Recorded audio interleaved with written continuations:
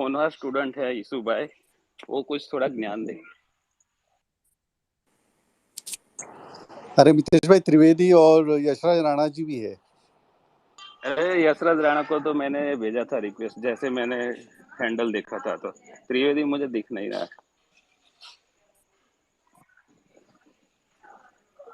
कल डायरेक्शनल खेल सकते हैं। 40,000 आता है वापिस, तो कुछ थोड़ा सेफ वाला 38,600 700 वाला शॉर्ट कर सकते हैं। और दूसरा, मेरा मेरा एक लॉजिक दूसरा है कि पूरा अगस्त मंथ ऊपर रखा मार्केट को, तो लास्ट के 4 दिन में नीचे लाके जो सेलर है उनको मौका नहीं देंगे एग्जिट करने का, फटाफट नीचे लाके। मतलब ये तो जो थोड़ा डीप, हम ये भी सोच सकते हैं कि जो लॉन्ग करके बैठे थे उनको एग्जिट करवा दिया और वापस फिर से चालू कर दिया। 39 बैंक निफ्टी में ऑलमोस्ट वही हुआ, 38,000 तक लेके गए और वापस 39 के ऊपर रख दिया। मतलब जो अगस्त सीरीज जो स्टार्ट हुआ था पॉजिटिव नोट से, वो पॉजिटिव पे ही क्लोज हो गया, ऐसा लग रहा है अभी। सितंबर का भी देखते हैं, तो वही में आज 40,000 के स्टेडल काफी राइट हुए हैं, तो प्रोबेबली अगला मंथ भी शायद बुलिश ही जाए। अगला 40,000 मंथ, तक। हाँ, अगला मंथ देखो बुलिश जाए या ना जाए, हम वीकली में खेल लेंगे। 38 से रिवर्स हुआ ना, तो नेक्स्ट मंथ में हम 38 के बिलो के पुट अभी से सेल कर सकते हैं, और कल का क्लोजिंग के हिसाब से कॉल में डिसाइड करेंगे 40 और 40 के ऊपर। अगर क्लोजिंग स्ट्रांग रहेगा तो no calls, only put next week में। 2 दिन से 40,000 के स्टेडल पे सितंबर मंथ के एंडिंग पे काफी वाइट रेट हो रहा है, कॉल पुट दोनों पे।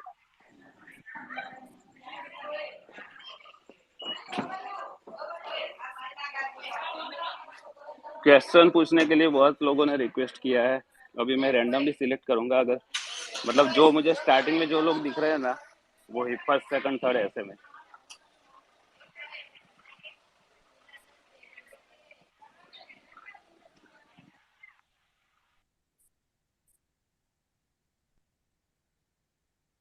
इस सागर को मैंने इन्वाइट किया है, वो उसको कुछ क्वेश्चन पूछना है तो पूछ सकते हो भाई।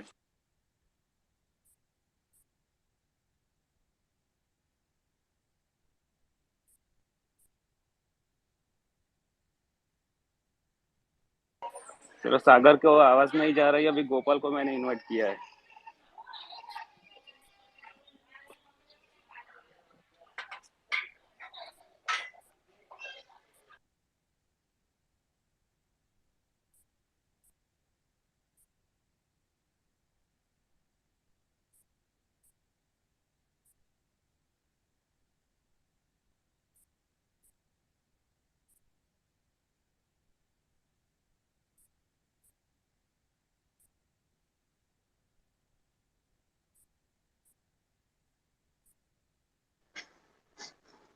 मितेश भाई, मैं तो ये लाइन में थोड़ा नया हूँ, 6-8 मंथ ही हुआ है अभी, तो थोड़ा ज्ञान चाहिए आपसे, बस यही।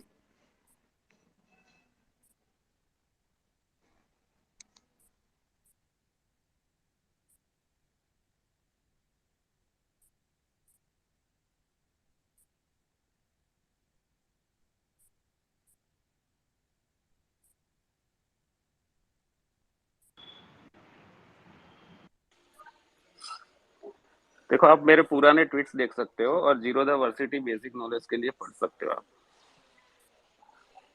और हो सके तो बिना नॉलेज एफ एंड ओ में एंट्री मत करना, क्योंकि आप नए हो तो।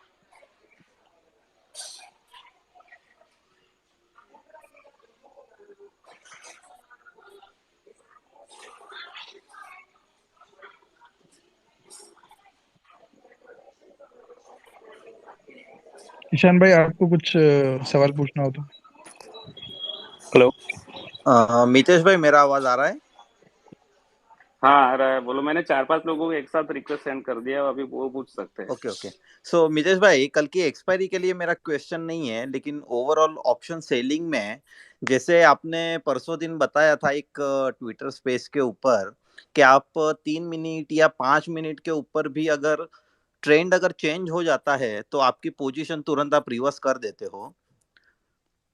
तो मेरा क्वेश्चन यह है कि ऐसे टेक्निकल इंडिकेटर्स आप 5 मिनट में क्या यूज करते हो कि जिससे आपको वो ट्रेंड खेलने को मिलता है या ट्रेंड आपको समझ में आता है? उसके लिए आप मेरा जैनम ब्रोकिंग के साथ एक इवेंट हुआ था, उसमें वीडियो में मैंने 30 आधे घंटे में एक्सप्लेन किया है, वो देख सकते हो डिटेल में उसके लिए। ओके ओके ओके, ठीक है। यस। यूट्यूब पे सर्च करोगे या गूगल पे सर्च करोगे जैनम ब्रोकिंग तो मिल जाएगा आपको ऑप्शन। कॉन्क्लेव 2 या 3 नंबर मुझे याद नहीं है क्या है। ओके, सो उसमें 3 या 5 मिनट के स्ट्रेटेजीज भी है क्या टोटल? हाँ, मैं पूरा डिटेल में समझाया उसमें। Okay okay, yes yes, thank you Mitesh भाई। गुड इवनिंग मितेश भाई, केशव दिस साइड। मेरी आवाज आ रही है आपको? हाँ हाँ, बोलो। हाँ जी। भैया मेरा ये डाउट था कि एक्चुअली स्केल अप में इशू आ रहा है। मतलब I have been doing option selling since last 4-5 years and अभी मैं अराउंड 60-65 lakhs की कैपिटल पे ट्रेड कर रहा हूँ। बट इशू वहाँ पे स्केल अप को लेके आ रहा है, क्योंकि जो एक 20 लाख 25 लाख कैपिटल से कर रहा था, एडजस्टमेंट्स वगैरह जो भी चीजें होती है सेलिंग में, और जो भी स्ट्रैडल स्ट्रैंगल जो भी चीजें होती है सब अच्छे से काम कर रही है।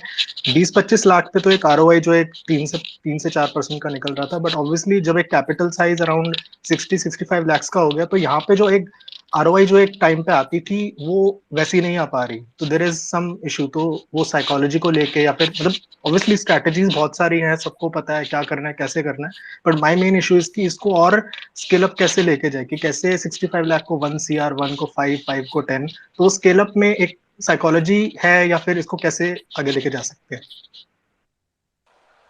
कैपिटल चाहे देखो कोई भी कैपिटल हो, अगर आप अपने सिस्टम पे ट्रेड कर रहे हो, मतलब कोई लॉजिक से, तो कैपिटल चाहे उसमें कोई भी हो, कुछ फर्क नहीं पड़ना चाहिए। अगर आप स्केल अप से मतलब ये डर रहा है, तो आपका साइकोलॉजी M2M देखने से मुझे लगता है कि पूरा आपका दिमाग धक धक होता होगा आपको अंदर M2M फ्लक्चुएशन धक के धक हिसाब वाली से। बात नहीं, ऐसा लगता है हाँ, कि सॉरी सॉरी टू इंटरप्ट, ऐसा लगता है कि कम रिस्क ले लें। ऑब्वियसली इतनी कैपिटल होगी नहीं, तो वो लगता है कि जा सकता है। धक धक वाली बात नहीं होती। मतलब I am very calm, I am very अगर जोविंग। आप एक्चुअली मेरे डैड। अगर हाँ जी। वो आपके हाँ जी, सेटिस्फेक्शन के बताइए। ऊपर है। अगर आपको सेटिस्फेक्शन है, अगर कम प्रॉफिट में भी, तो आप कम रिस्क लेके कर सकते हो। अगर आपका सिस्टम सही है, ट्रेडिंग का पूरा लॉजिक वो सब, जी। तो आप रिस्क भी ले सकते हो। मैं अभी भी रिस्क लेता हूँ, लेकिन पहले से कम लेता हूँ आज की ओके डेट में। हाँ, okay. But still scale up को लेके क्या करें? वही एमटीएम को लेके आता है, या तो ऐसा करें कि एक छोटा अकाउंट बना ले और एक बड़े अकाउंट के लिए एक पर्सन को हायर कर दे कि तुम सेम उसमें नहीं नहीं, कॉपी खुद करो, करो। ये करना सही अब रहेगा? 50 CR तक तो खुद कर सकते हैं, इजीली मैनेज कर सकते हैं, कोई प्रॉब्लम नहीं ओके आएगी। Sir. Hmm. Okay sir, thank you thank you. Mitesh भाई, गोपाल बोल रहा हूँ। बोलो। हाँ, मैं एक सिस्टम पर ट्रेड कर रहा हूँ पिछले 1 साल से। उसमें मैंने बैक टेस्टिंग वगैरह भी किया हुआ है। उसमें एक ही कंसर्न आ रहा है कि जो वोलेटाइल वीक होता है, जैसा ए वीक है, इसमें डाउन मूव आया, देन फिर से अप मूव आ गया, तो उस केस में मेरा सिस्टम है ये मतलब लॉसेस बियर करता है। तो उस वीक को किस तरह से हम मतलब मैनेज करें, तो आपसे जानना था। देखो, अगर सिस्टम फॉलो करते हो तो वो कंटिन्यू करो, क्योंकि 12 महीने में से 2 महीने अपने नहीं रहेंगे, 10 महीने अपने रहेंगे। हम ओके अगर कोई स्ट्रेंगल सेल करता है तो भी 12 महीने में 2 महीने उसके नहीं रहते, 10 महीने उसके ही रहते। मतलब कोई भी सिस्टम रहेगा, 2 महीना तो ओके खराब होने वाला है। ओके, मतलब सिस्टम को एज रन करने दिए किया जाए, हाँ, अगर वो डिस्टर्ब नहीं। प्रॉफिटेबल है तो दो यस यस। महीने आप पकड़ के ही चलो कि 2 महीना ड्रॉ डाउन रहेगा, 10 महीना अपना ही, ऐसा मान के ही चलो। क्योंकि कभी कोई भी तो 100% काम नहीं करेगी कोई भी system. Yes, thank you Mitesh.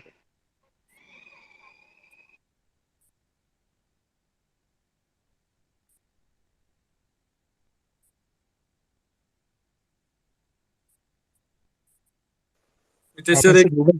Question है, बोल रहे हैं 500 पॉइंट नीचे खुल गया तो क्या करेंगे? क्या क्या बोले? दुबई से कोई क्वेश्चन आया, बोल रहे हैं 500 हाँ, पॉइंट अगर नीचे खुल गया अगर बैंक निफ्टी कल, तो क्या कैसे मैनेज करेंगे? अगर कोई भी पोजीशन नहीं है और वहां सस्टेन होता है तो शॉर्ट करो।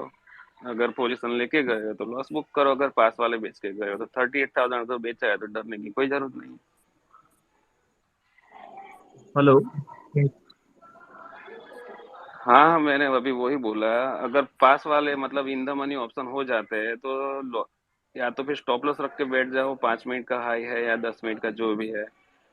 अगर रिवर्स होना है तो वो स्टॉप लॉस बचा लेगा, अगर नीचे ही जाना है तो वो आपको लॉस बुक करना ही पड़ेगा। Hello hello. हाँ, आवाज आ रहा है मेरा? हाँ जी मितेश सर, एक क्वेश्चन था मेरा। जैसे कि सपोज मार्केट अभी 39,000 है और अगर कोई 38,500 की पुट सेल सर करता है। आवाज आ रही है आपको मेरी? हेलो। हाँ, अभी ये कौन है अभी? अश्विन बोल रहा हूँ सर मैं। अश्विन को बोलने दो, चलो। हाँ, अश्विन को बोलने दो। सर अगर जैसे मार्केट अब 39,000 है, अगर 38,500 की हम पुट सेल करते हैं, सपोज वो 50 पे सेल हो गई, और मेरा व्यू ये है कि भी आज अभी 38,500 नहीं जाएगी, तो पुट का स्टॉप लॉस क्या होना चाहिए? जनरली डबल तो बड़ी जल्दी हो जाती है। देखो, एज लॉन्ग एज अगर आज का लो जो 38,620 अगर ब्रेक नहीं होता है, हाँ जी। तो पुट चाहे वो 50 का 90 भी क्यों ना हो, वापस उसको जीरो ही होना है। अगर 620 ब्रेक नहीं होता है तो 620 ब्रेक होगा तो सेलिंग थोड़ा एक्सेलरेट होगा। वो केस में आप 500 तक एडजस्ट कर सकते हो स्टेडल बना के, क्योंकि कल का दिन एक्सपायरी का है। अगर जो नॉर्मल कंडीशन में कैसे हाँ करें? कल तो चलो थीटा हैवी बहुत ज्यादा होएगा, बंदा लॉस हाँ। को मिनिमाइज कर सकता है। जनरल कंडीशन में कैसे करना चाहिए, जैसे फ्राइडे या मंडे को जनरल सेल करें? कंडीशन में अगर जैसे जैसे मैंने बोला, अगर आपका मंडे है या फ्राइडे है या फिर ट्यूसडे है, तो आपको अगर स्ट्रांग लग रहा है कि ये 620 ब्रेक किया, और जैसे अपना कैसा हुआ, ये लास्ट फ्राइडे को थोड़ा गैप डाउन होने के बाद छोटी छोटी कैंडल में सस्टेन हुआ था, पता है ना, आधा घंटा 1 घंटा जी जी बैंक सर, जी निफ्टी। सर, जी सर। फिर बाद में सडन फॉल आया था। अगर ऐसा सस्टेन होता है ना, तो इमीडिएटली सिस्टम में 10 पॉइंट का स्टॉप लॉस लगा के बैठ जाओ। अगर फॉल आएगा तो आपका निकल जाएगा, अगर रिवर्स होगा तो बचा लेगा। ठीक है, ठीक है सर, थैंक यू सर।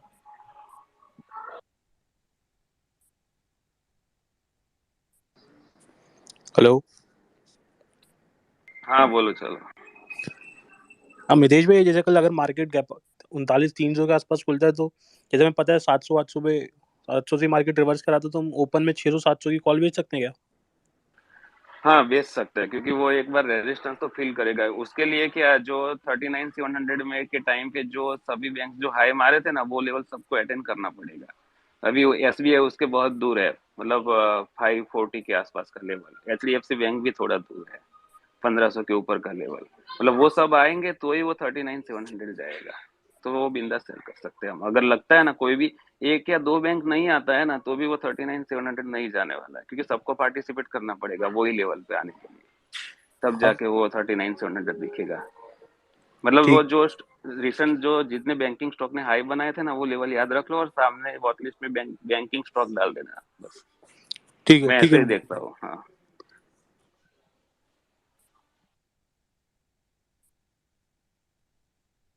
चलो, ये भाई तो अपना टाइम पास पेज था, सिर्फ 15-20 मिनट का। हाँ, अभी जिसको कुछ पूछना है वो, ऐसा जरूरी नहीं कि मुझे ही पूछ सकते हैं, ये गौरव और डीजे और रौनक को भी पूछ सकते हो।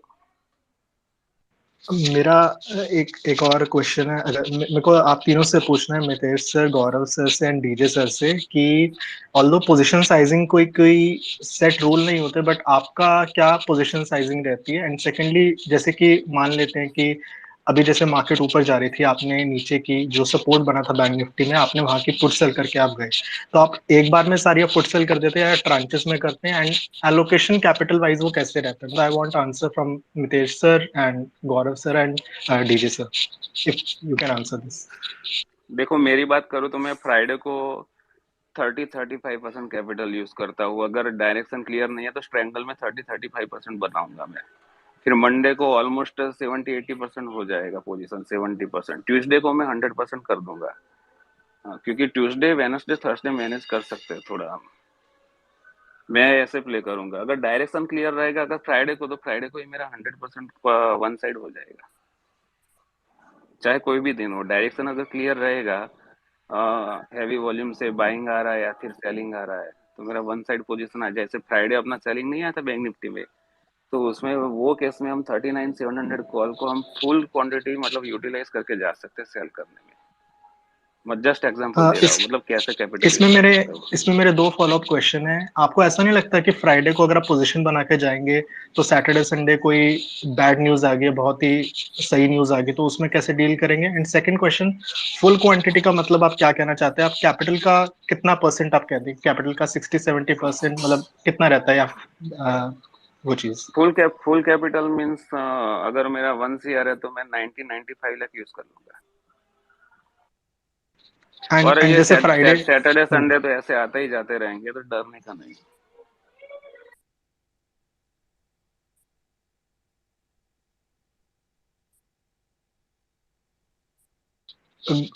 Gaurav sir and DJ sir, if you can also like answer this thing. देखिए मैं मोस्टली बैंक निफ्टी में ट्रेड करता हूँ, आप सबको पता है। तो बैंक निफ्टी में मैं 2000 क्वांटिटी एज्यूम करता हूँ कि 1 CR के ऊपर हम सेल कर सकते हैं। तो अगर ट्रेंड क्लियर है तो मैं पूरी 2000 भी बेच जाता हूँ। जैसे हेज तो हमेशा रहेगा, बिना हेज के कभी नहीं जाता। तो अगर ट्रेंड क्लियर नहीं है तो स्ट्रैंगल रहता है, फिर उसमें डिपेंड करता है परसेंटेज वाइज। हम हो सकता है कि रेंज बाउंड मार्केट है, 2 दिन ट्रेंडिंग हो चुके हैं, पता है कि अब मार्केट थोड़ा सा ब्रेक लेगा, तो उस टाइम स्ट्रैंगल बेचा जा सकता है। तो स्ट्रैंगल में अप्रोक्सीमेटली 1200 1500 डिपेंड करता है प्रीमियम और कन्विक्शन के ऊपर। अगर कोई इवेंट नहीं है तो दोनों तरफ बाय करके 2000 भी बेची जा सकती है। पोजीशन साइजिंग उस तरह से रहती है। और क्या पूछा था आपने? ये क्वेश्चन था पोजीशन साइजिंग, एज इन कि कैपिटल आप ऑलमोस्ट 100% लेके जाते हैं, बट स्टिल मान लीजिए आपने फ्राइडे को पोजीशन बनाई, तो अगर एक unknown, obviously one can't be 100% right in the market, तो अगर पोजीशन एडवर्स जाती है तो आप स्क्वायर ऑफ करके वहीं आप एट द मनी का करते हैं, या how do you tackle? Obviously book तो करते होंगे, बिकॉज अगर आप 100% कैपिटल यूज कर रहे हैं तो एडजस्टमेंट के लिए यू डोंट हैव कैपिटल, तो वो कैसे ये रहता है? हाँ, हम लोग खैर इस बारे में बहुत बार बात कर चुके हैं। अगर आप किसी के भी, मितेश जी के, मेरे या किसी और के पुराने ट्वीट्स देखेंगे, अब तो मैं तो एक्टिव ही नहीं हूँ। जब भी मार्केट एडवर्स खुलता है, मतलब एग्जांपल हम लोग आज पुट सेल करके गए और एग्रेसिव पुट सेल करके गए, मार्केट 500 600 800 पॉइंट गैप डाउन खुलता है, तो सबसे पहले तो क्या पहली कैंडल का वेट होता है। ऐसा नहीं है, मतलब ठीक भी 1200 1500 खुल गया तो उस टाइम तो चांस ही नहीं है कुछ भी, क्योंकि आप ओआई भी हो। एग्जाम मार्केट में आज पुट सेलर्स खड़े हैं एग्जांपल 39,000 पे, राइट, और 38,000 पे कल ओपनिंग हो जाती है। तो हमें पता है कि वो सब लोग अपनी पोजीशन कवर करेंगे, लॉन्ग अनवाइंड होगा, तो उस टाइम तो एक बार निकलना बनता है। पर 300 400 पॉइंट की अगर गैप डाउन हो रहा है और हम लोग एटीएम पे आ गए, तो वेट बनता है 5 मिनट 10 मिनट। वो हम देखते हैं कि ठीक है किस तरह की वॉल्यूम आ रही है, टाइम क्या है, छोटे टाइम फ्रेम पे चले जाओ, 1 मिनट पे चले जाओ, 1 मिनट की कैंडल की वॉल्यूम और उसके फॉर्मेशन पे देख लो कि बाइंग आ रही नहीं आ रही। स्टॉक्स को चेक करना शुरू कर दो बैंकिंग के, कि उन वो अपने लगातार लो तोड़ रहे हैं नहीं तोड़ रहे। अगर सब कुछ आपके अगेंस्ट में जा रहा है तो पोजीशन स्क्वायर ऑफ करना ही बनता है। पर्सनली मेरा ऐसा मानना है कि हमें फायर फाइट नहीं करना चाहिए। कुछ नहीं समझ आ रहा, 5 10 मिनट बैठ जाओ, समझ आ रहा है तो कॉल सेल कर लो। जो भी स्विंग हाई बनाए उस स्ट्राइक से आप आराम से कॉल सेल कर सकते हो। और कहीं भी अगर रिवर्सल दिखता है, आपको हायर हाई पैटर्न नजर आता है, जो भी टाइम फ्रेम 5 मिनट 15 मिनट जो भी आप फॉलो करते हो, तो उस पे हम लोग फिर पुट सेल करना शुरू कर सकते हैं। स्टॉप लॉस उस टाइम पे जब हम कॉल के साथ पुट मार रहे हैं, तो पुट का स्टॉप लॉस डे लो ही रहेगा। कहीं भी अगर हमने प्राइस एक्शन चेंज होने पे पुट सेल करने शुरू किए हैं तो आई होप कुछ क्लियर हुआ। Yes, thank you so much. And okay. DJ sir, if you would like to answer this thing. Normally मैं निफ्टी में ट्रेड करता हूँ और मैं स्टार्ट करता हूँ अपना डे 25% कैपिटल के साथ में। अब सपोज एक एग्जांपल देता हूँ आपको, जैसे अगर आज मार्केट ऊपर की साइड में जा रहा है और मैंने 17,400 का पुट सेल किया है 20 रुपीज़ पे, और वो डाउन होकर 10 रुपीज़ पे आ गया है, तो सबसे पहले मैं वहाँ पे कॉस्टिंग का ऐसे लगा के फिर मैं 17,450 की पुट सेल करूँगा, और अगर वो भी वापस फेवर में आती है, वापस वहाँ पे कॉस्टिंग का ऐसे लगा के फिर ऊपर की पुट सेल करूँगा। तो ऐसे करते करते मैं सारा कैपिटल अपना डिप्लॉय करता हूँ, अगर फेवर में आता है तो। और अगर मैंने फर्स्ट पुट 20% कैपिटल डिप्लॉय किया है और अगर वहीं पे मुझे लॉस हो गया, तो फिर मैं वेट करता हूँ रिवर्स होने का, और फिर मैं उसी हिसाब से फिर मैं 20% के साथ में कॉल सेल करना चालू करता हूँ। अगर ट्रेड विनिंग में रहा तो ही हम लोग पोजीशन ऐड करते हैं। अगर लूजिंग पोजीशन रहेगी तो हम बिल्कुल भी ऐड नहीं करेंगे, वहाँ पे हम लोग इमीडिएट एग्जिट हो जाएंगे, क्योंकि अगर मुझे लॉस होगा तो सिर्फ 20% कैपिटल पे ही होगा, और अगर विनिंग मिलेगा तो मुझे मेरे पूरे 100% कैपिटल पे होगा। और जैसे मैं नीचे की पुट बेच के ऊपर ऊपर आते जाता हूँ, और अगर मार्केट कहीं से रिवर्स होगा तो पहले ऊपर 500 की पुट जो मैंने सबसे लास्ट में बेची है वहाँ पर ऐसे हिट होगा, तो जैसे ही वो वाला ऐसे हिट होगा मैं नीचे का ट्रेलिंग स्टॉप लॉस मेरा लगा के या तो मैं बुक करूँगा, या तो फिर नीचे से मैं प्रॉफिट बुक करके एग्जिट कर लूँगा। तो इस तरह से मैं करता हूँ। और रहा सवाल फुल कैपिटल यूज़ करने का, तो मैं आज तक मेरी लाइफ में कभी भी फुल कैपिटल के साथ ट्रेड नहीं करता हूँ, हमेशा मेरा 50% कैपिटल अवेलेबल रहता है, क्योंकि नॉर्मली हमें 1% चाहिए होता है वीक में। और अगर आप हाफ कैपिटल के साथ में भी अगर आप पूरे वीक में अच्छे से ट्रेड करो, और 0.2% भी अगर आप दिन का निकालते हो, तो आपका 1% 4 दिन या 5 दिन में वैसे ही बन जाता है। तो मैं थोड़ा सा इस टाइप से ट्रेडिंग करता हूँ। ओके, जस्ट एक छोटा सा डाउट था मेरा, मतलब I won't take much time, I think Hemant also wants to ask something. मेरा बस ये छोटा सी चीज थी कि अगर आप जैसे आप बात कर रहे थे कि आप नीचे से पुट्स को आप ऊपर लेके जाते हैं, तो आप शिफ्टिंग करते हैं या फिर आप एडिशनल लॉट्स को ही आप ऊपर ऊपर लेते हैं, या एग्जिस्टिंग को आप नीचे रखते हैं? नहीं, जैसे 300 का पुट सेल किया है 20 रुपीज़ पे, अभी वो ओके 10 रुपीज़ का हो चुका है, तो या तो मैं उसको हाफ का कॉस्टिंग का ऐसे लगा दूंगा और फिर ऊपर की पुट ओके बेचूंगा, क्योंकि अगर 20 रुपए की पुट बेची है मैंने और मंडे ट्यूसडे है, और अगर वो 10 रुपए हो चुकी है, तो आज जीरो होने वाली नहीं है वो, तो उसके लिए मुझे ऊपर की पुट बेचनी ही पड़ेगी। जी जी, ओके, थैंक यू।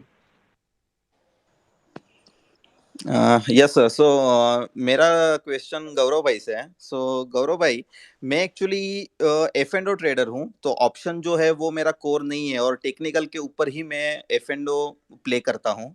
सो जब आप ऑप्शन सेल करते हो तो सिर्फ टेक्निकल मतलब चार्ट ही देखते हो, या फिर ऑप्शन के जो डाटा रहते हैं मतलब ओपन इंटरेस्ट कौन सी स्ट्राइक प्राइस पे ज्यादा है कम है, या पीसीआर रेशियोज क्या है, वो सब भी देखते हो, या प्योर चार्ट बेस्ड ही ऑप्शन सेलिंग करते हो? मैं मतलब देखो, ट्रेडिंग सक्सेसफुली करना किसी भी तरह से कर सकते हो। अगर मेरे से पूछ रहे हो, मेरी बात बताऊं, मैं प्योरली चार्ट देखता हूँ, मैं ऑप्शन चार्ट या ऑप्शन डेटा नहीं देखता। हाँ, मजा तब आता है जब जैसे आज हुआ लास्ट में, जब बड़ी बड़ी ग्रीन कैंडल्स आनी शुरू हुई, तो वो चीज होती है जब हम ओआई में, अगर आप देखेंगे 39,000 पे कॉल सेलर्स बहुत खड़े थे। हाँ। तो प्राइस एक्शन को जब ओआई से मिलाते हैं ना, तो रिवर्सल बड़े अच्छे आते हैं। जैसे कॉल सेलर खड़े हैं और प्राइस वाइज वो ऊपर जाना चाह रहा है, तो जब वो कॉल सेलर्स शॉर्ट जिन्होंने कर रखा है, वो शॉर्ट कवरिंग जब आती है ना, जब वो निकलते हैं अपनी पोजीशन से, तो उससे बड़ा स्पीड से ऊपर जाता है। तो ओआई को उस वे में ऐड कर दिया करो, ओके। रिवर्सल खेलने में। मतलब बहुत सारे लोग ओआई को सपोर्ट रेसेंस लेते हैं, लेना चाहिए, बहुत अच्छा है। पर जब आप उस जगह खड़े हो स्ट्राइक पे, प्राइस वहां पर आ गया जहां पर मैक्सिमम ओआई है, और आपको लग रहा है कि यहाँ से और ऊपर जा सकता है, तो फिर डर जाओ। और जितना ज्यादा ओआई खड़ा होगा, उतनी बड़ी शॉर्ट कवरिंग या लॉन्ग अनवाइंडिंग आएगी, डिपेंड करता है कौन सी साइड पे खड़े हैं हम लोग। तो आज के केस में शॉर्ट कवरिंग आनी थी, और वो जितना ज्यादा ओआई होगा, उतना 100 पॉइंट्स 200 पॉइंट्स वो किसी भी लेवल पे जा सकते हैं। तो ओके। ओआई को मैं उस जगह ज्यादा यूज करता हूँ, इररिस्पेक्टिव कि मैं उससे सपोर्ट और रेजिस्टेंस निकालूं। राइट। हाँ। सो मतलब कल अभी फॉर एग्जांपल कल जो अगर मार्केट ओपन होता है और सबसे ज्यादा ओआई अगर हमें 39,500 पे दिखती है, और अगर हम्म। स्पॉट 39,500 क्रॉस हो जाता है, तो वहां पे रिवर्सल खेलने में और मजा आएगा, राइट? नहीं, रिवर्सल नहीं खेलना हमारे को, हमें तो नहीं, ट्रेंड में ही रिवर्सल खेलना मतलब है। और मोमेंटम बनेगा। हाँ हाँ हाँ, 39,500 पे अगर आपने देख लिया ओआई खड़ा है और प्राइस ऊपर जा रहा है, ओआई का कटना भी जरूरी है। ऐसा नहीं है कि अभी आप समझो कि ओआई 39,500 पे एग्जाम्पल की 2 लाख क्वांटिटी खड़ी है कॉल हम्म। सेलर्स की, और मार्केट प्राइस ऊपर जा रहा है, 39,550 580 आ गया, और ओआई एड अप हुए जा रहा है, तो आप समझ जाओ कि थोड़ी देर में ये लोग मार्केट को नीचे ले आएंगे। ओके ओआई ओके कटना ओके। बहुत जरूरी है। हाँ, तो वो जब आप ओआई का चार्ट देखोगे ना, जीरोधा में हम ओपन इंटरेस्ट लगा के देखते हैं, या जिस भी सॉफ्टवेयर पे आप देखते हो, राइट तो राइट। उसमें वो आपको डिक्लाइन में दिखना चाहिए, तब वो चीज अच्छी है, अदरवाइज इट इज अनहेल्दी। फिर आप थोड़े से अलर्ट हो जाओ कि प्राइस जैसे रिवर्सल आएगा, मुझे अपनी पोजीशन से प्रॉफिट बुक करना है। Correct correct correct, yes yes yes, thank you Gaurav भाई। जी। गौरव भाई, एक बार रतिलाल भाई को बुलाइए ना, मितेश भाई ने उनका एग्जाम्पल बहुत बार दिया है, सब सब कई जगह दिया है, तो एक बार रतिलाल भाई से बात करते हैं ना प्लीज। हाँ, आप रिक्वेस्ट सेंड करिए ना। नहीं, मैं नहीं कर पाऊंगा, मैं स्पीकर हूँ, सिर्फ कोस्ट नहीं हूँ। अच्छा, ओके।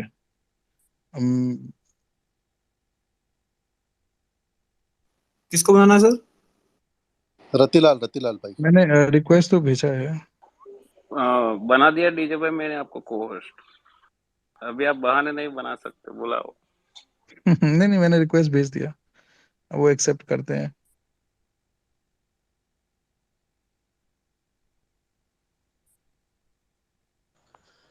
हाय मितेश सर, एक क्वेश्चन था आपसे।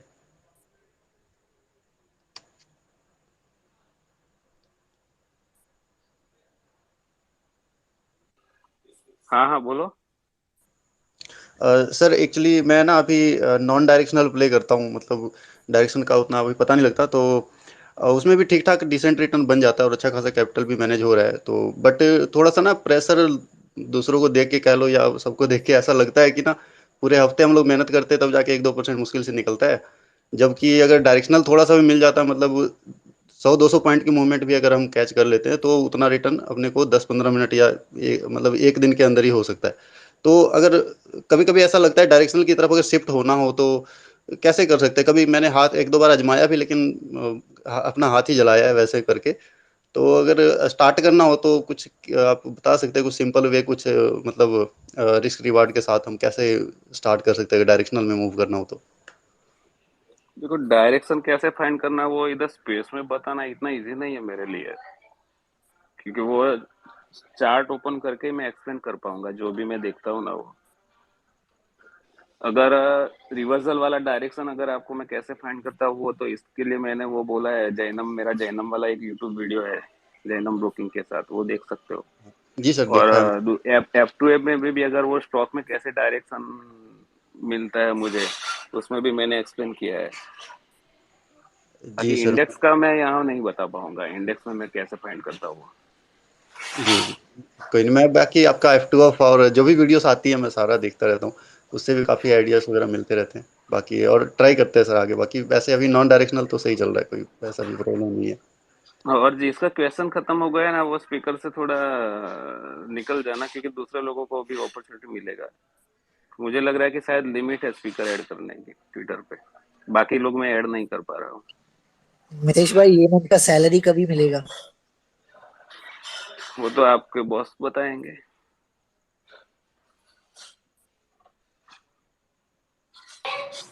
त्रिवेदी को लो ना मितेश भाई, वो भी अवेलेबल है।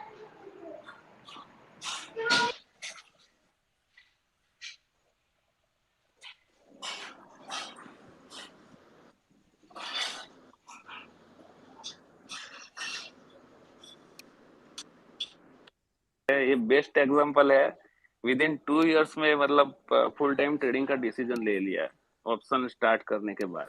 2020 में चालू किया था फरवरी में, 2022 में जॉब छोड़ दिया, और वो भी इंडिया में नहीं, फॉरेन में, मतलब जापान में जॉब था, पर मंथ 5 लाख सैलरी था।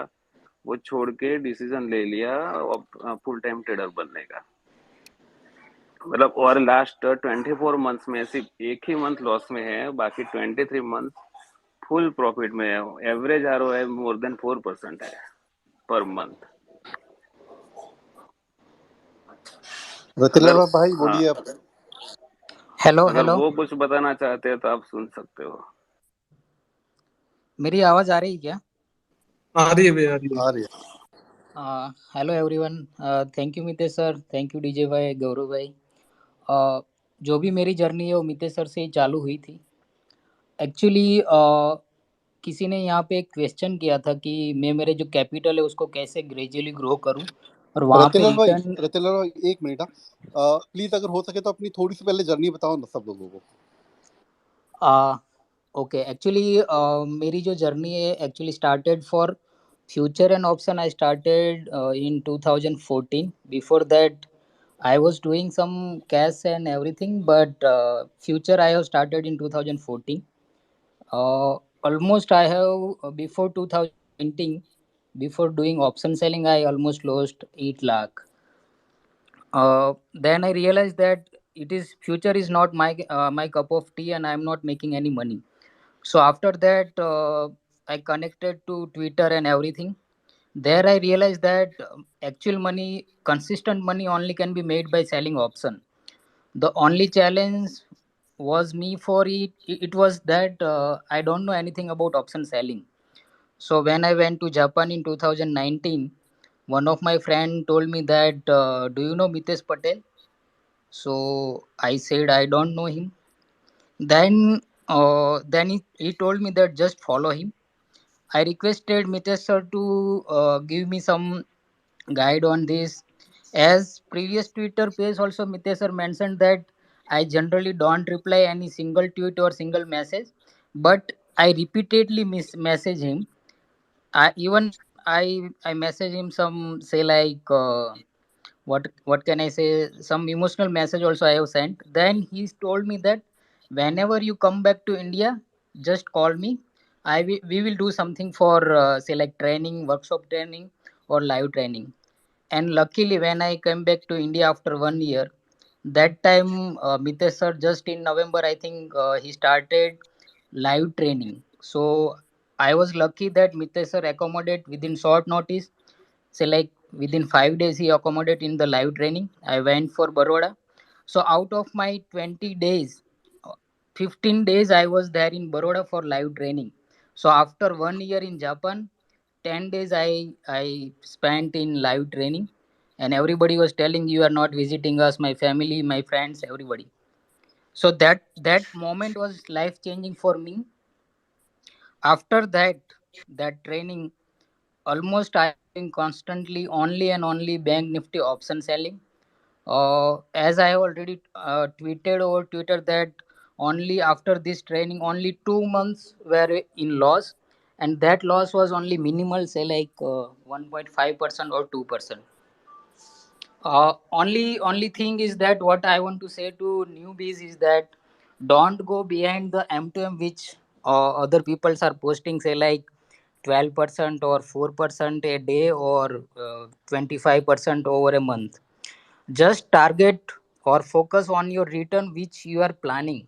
Say like for me, I have repeatedly I am tweeting and messaging to everyone that my target is only 4%. Anything above 4% for me it's a bonus, like Diwali bonus, which we are getting only once in a year when we are doing a job. So about the capital sizing and risk management, whatever I have learned from Mitesh sir and colleagues like DJ Bhai, Gaurav Bhai, the only thing which you need to focus about the position size, you size the position, take the position such that Mitesh sir is already telling everyone that रात को आपको नींद आनी चाहिए. SGX Nifty देख के आपके दिल की धड़कन तेज नहीं होनी चाहिए, वैसे ही पोजीशन लेके जाओ. किसी ने यहाँ पे बताया था कि उसको पोजीशन साइजिंग और कैपिटल इंक्रीज करने में प्रॉब्लम आ रही. मैंने 20 लाख से चालू किया था. Now I am more than 1.5 और 1.7. So just gradually increase your capital. Once you get confidence that my return is consistent, say like whatever you are targeting 3%. So if you are getting every month 3% or your losses is less than 1% or 2%, then you start thinking of your capital increase. And you should increase your capital when you are hitting your return high, not at the time when in the month where you are losing, say like 5% in a month you are losing. That time don't increase your capital, because at that moment your psychology is not strong. So your psychology will become strong when you are hitting cow high. So gradually increase the capital once you get confidence. And somebody told that he is not getting the same return over, say like 60 lakh. Earlier he was trading 35 or 20 lakhs.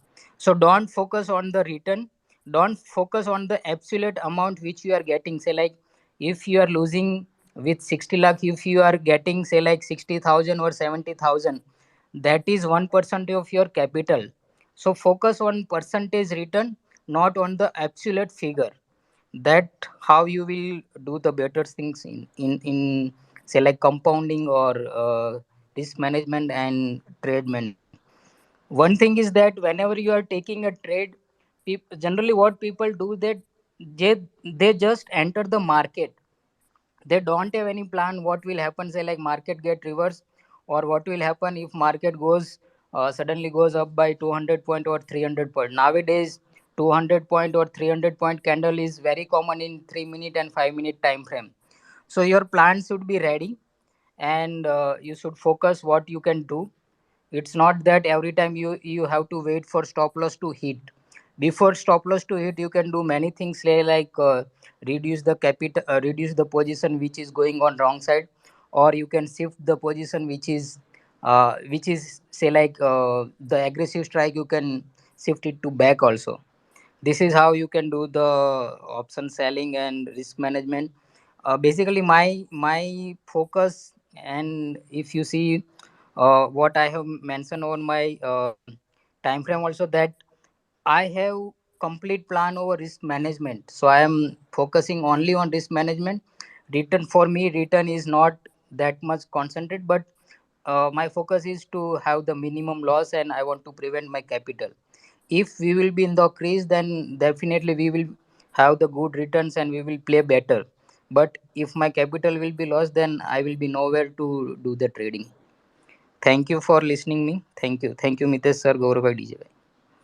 Very well said. Mitesh भाई, Naresh here. I had one question. Just now you mentioned that कि जैसे Friday को direction clear था, तो you Yeah, have one sold thing 39. somebody told that so many people has asked me why you left the job, and so many people that you were living in Japan and why you come back to India.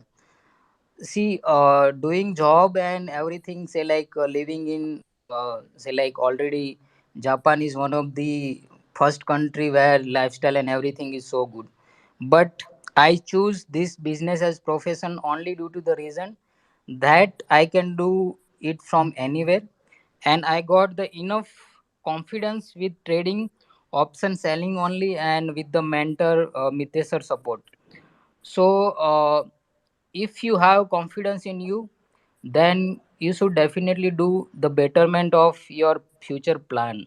Say like you should not be in a comfort zone that okay, say like doing job in Google, Amazon or anything, it will be good. Yeah, it will be good, but you will be having a comfort zone. Once you define your comfort zone, then you will not do something better in coming years. So you have to take some bold decision in life, and we have to take, otherwise we will be stagnant at one place and we cannot grow. So that's why I left even high paid job. I came back to India, and I see trading as a good profession. And here, if we compound say like 4% over a year also, then after 5 years or 10 years, you cannot imagine where you will be at that time. So just focus on risk management and compounding. Don't go behind the screenshot which nowadays Twitter is having, say like daily posting 4% or something like that. If somebody is posting 4% a daily, then his or her losses will be on also in that percentage. And it doesn't matter how much you are earning or making in a day. It's only matter that how much you are making in a month over a consistent year period. So that's only what I want to say. Thank you. Nicely said, Vipin, very nicely. Mitesh sir, मेरा एक question है। ये expiry पे अभी premium बहुत ही लो रहते हैं, तो as a non directional player मुझे स्टॉप लॉस कितना डालना चाहिए? देखो, एक्सपायरी मतलब ऐसा नहीं कि आपने नॉन डायरेक्शनल मतलब दोनों तरफ स्ट्रैंगल मार के बैठ गए और एक्सपायरी में प्रीमियम 0 हो गया और आपको पैसा मिल गया। कभी कभी डायरेक्शन क्लियर रहेगा तो आपको वन साइड भी खेलना पड़ेगा। और नॉन डायरेक्शनल में आप कैसे स्टॉप लॉस कैसे डिफाइन करोगे? क्योंकि मूव नीचे भी आएगा फिर ऊपर भी आएगा। पहले नीचे का पुट में लेके जाएगा फिर कॉल में लेके जाएगा, तो आपको ऐसे तो लॉसेस ही होते रहेंगे। मतलब एक्सपायरी खेल रहे हैं, आपको लेवल डिसाइड करो, लेवल के हिसाब से। जैसे मैंने अभी बोला स्टार्टिंग में, मतलब बहुत लोग फिर से जब बाद में ज्वाइन हुए, मैंने क्लियरली बोला है कि 39,620 से आज 2 बार रिवर्स हुआ है। एंड में 3 बजे के बाद जब 39,000 क्रॉस किया, तो आप एडवांस में ही 600 के पुट या 700 के पुट सेल करके जा सकते हो, और उसको कल 0 करके वो भी पोजीशन लेके जाओगे तो 1% बन जाएगा। अगर आपका 1% बन जाता है एक दिन के अंदर, वापस पास आके खेलने की कोई जरूरत नहीं है। और एक्सपायरी के दिन नॉन डायरेक्शनल मतलब ये तो स्टॉप लॉस तो आपका जाने वाला ही है, क्योंकि आजकल तो 100 पॉइंट में अगर आप 20-20 वाला सेल करोगे तो 20 वाला 40 तो होने वाला ही है, 150 पॉइंट्स मूव में। और ऐसा नहीं है कि बैंक निफ्टी उधर का उधर ही खड़ा रहेगा, 150 पॉइंट्स मूव तो आने वाला ही है। तो आप कैसे भी स्टॉप लॉस डिफाइन करोगे, मतलब वो लेवल के बेस पे ही रहेगा कि अगर आपका इंट्रा लेवल या मल्टीपल जो लो बनाता है या फिर मल्टीपल हाई बनाता है वो क्रॉस करता है तो आपको वन साइड एग्जिट करना पड़ेगा, क्योंकि हमको नहीं पता कि मूव कितना जाने वाला है। उसके बाद अगर वापस वो रेंज में आ जाता है तो फिर से वो वापस पोजीशन ले सकते री हो, एंट्री ले यही सकते बात है। हाँ, re entry. Thank you thank you Mitesh sir and Gaurav sir and DJ sir, मेरा क्वेश्चन ये है कि सपोज आपने सेल किया है कॉल और a put, but for a uncertain event overnight position आप कैसे हेज करते हो? आई मीन अनसर्टेन है कि सपोज नेक्स्ट डे 500 और 600 गैप डाउन और गैप अप हो रहा है, but for a previous day आपको हेज करना पड़ेगा, so how you are hedging? For hedging DJ भाई is the best person to answer. Nifty में अगर मैं कोई 50 रुपये का ऑप्शन सेल करके जाता हूँ, सपोज जैसे अभी 17,500 का अगर मैं कोई ऑप्शन सेल करके गया हूँ, तो मैं देखता हूँ कि मैं कितना रिस्क ले सकता हूँ। तो मैं परसेंटेज वाइज के हिसाब से, जैसे अगर मैं एक लॉट के ऊपर मान लो सपोज मैं 1000 रुपीज़ या 2000 रुपीज़ का रिस्क ले सकता हूँ, तो मैं अपनी दूर का हेज बाय करना पसंद करता हूँ। And for a bank Nifty? Bank Nifty normally मैं नहीं करता हूँ क्योंकि मुझे बहुत डर लगता है बैंक निफ्टी से। तो बैंक निफ्टी के बारे में आपको गौरव भाई, रौनक भाई, मेरे ख्याल से रौनक भाई आपको बहुत अच्छे से बता पाएंगे, क्योंकि रौनक भाई हेजिंग के साथ में काफ़ी अच्छा काम करते हैं। रौनक भाई प्लीज़। एक्चुअली मैं ना हेजिंग में बताता हूँ, थोड़ा थोड़ा कैसे पोजीशन साइज के ऊपर से करता हूँ। लेट्स से कि आप 100 रुपये का ऑप्शंस बेच रहे हो, एग्जांपल ले रहा हूँ मैं आपको, एक सिंपल दे रहा हूँ। आप 100 रुपये का ऑप्शंस बेच रहे हो, तो उसके लिए राइट हेज कौन सा है? राइट अभी तो जब आप ओवरनाइट जाते हो ना, तो आप उतनी दूर बाई करो कि इन केस ऑफ अगर मार्केट लोअर सर्किट भी ओपन हो जाए या तो ऊपर के साइड में अपर सर्किट, तो कैपिटल का 10-12% से ज्यादा नहीं जाना चाहिए। राइट तो अगर आपकी पोजीशन साइज कम होगी तो आपका हेज बहुत दूर बाय होगा, अगर पोजीशन साइज ज्यादा होगी तो आपका हेज नजदीक में बाय होगा। तो मे बी 100 रुपए में ऐसा नहीं है कि 20 रुपए का हेज भी सही है और 5 रुपए का हेज भी सही है। अगर पोजीशन साइज कम है तो आप 5 का बाई करो, ज्यादा है तो 20 का बाई करो, बट मेक श्योर कि worst scenario means in case of lower circuit भी हो जाए तो 12 से 15% ज्यादा कैपिटल नहीं करना, ताकि 2-3-4% के गैप डाउन में आपका लॉस 2-3% से ज्यादा हो ही ना। This is what I follow every day मैं विदाउट हेज जाता ही नहीं हूँ कभी भी। अभी देखो, अगर मैं बताना चाहूंगा तो सपोज समझ लो कि अभी 39,000 चल रहा है, आपने बेचा है 38,500 का पी बेचा है। अगर गैप डाउन होता है 1000 पॉइंट तो ऑब्वियसली 38,000 आएगा, तो वो 38,500 जो पी है वो 500 होगा। एक लॉट पे आप 1 लाख का मार्जिन दे रहे हो, अगर वो 500 पॉइंट में 25 का लॉट है तो आपके 12,500 जाएंगे, तो मतलब 12.5% उड़ेगा। अगर आपका मैक्सिमम रिस्क 12.5% है वर्स्ट केस में, तो आपको 38,000 का पुट बाय करना चाहिए।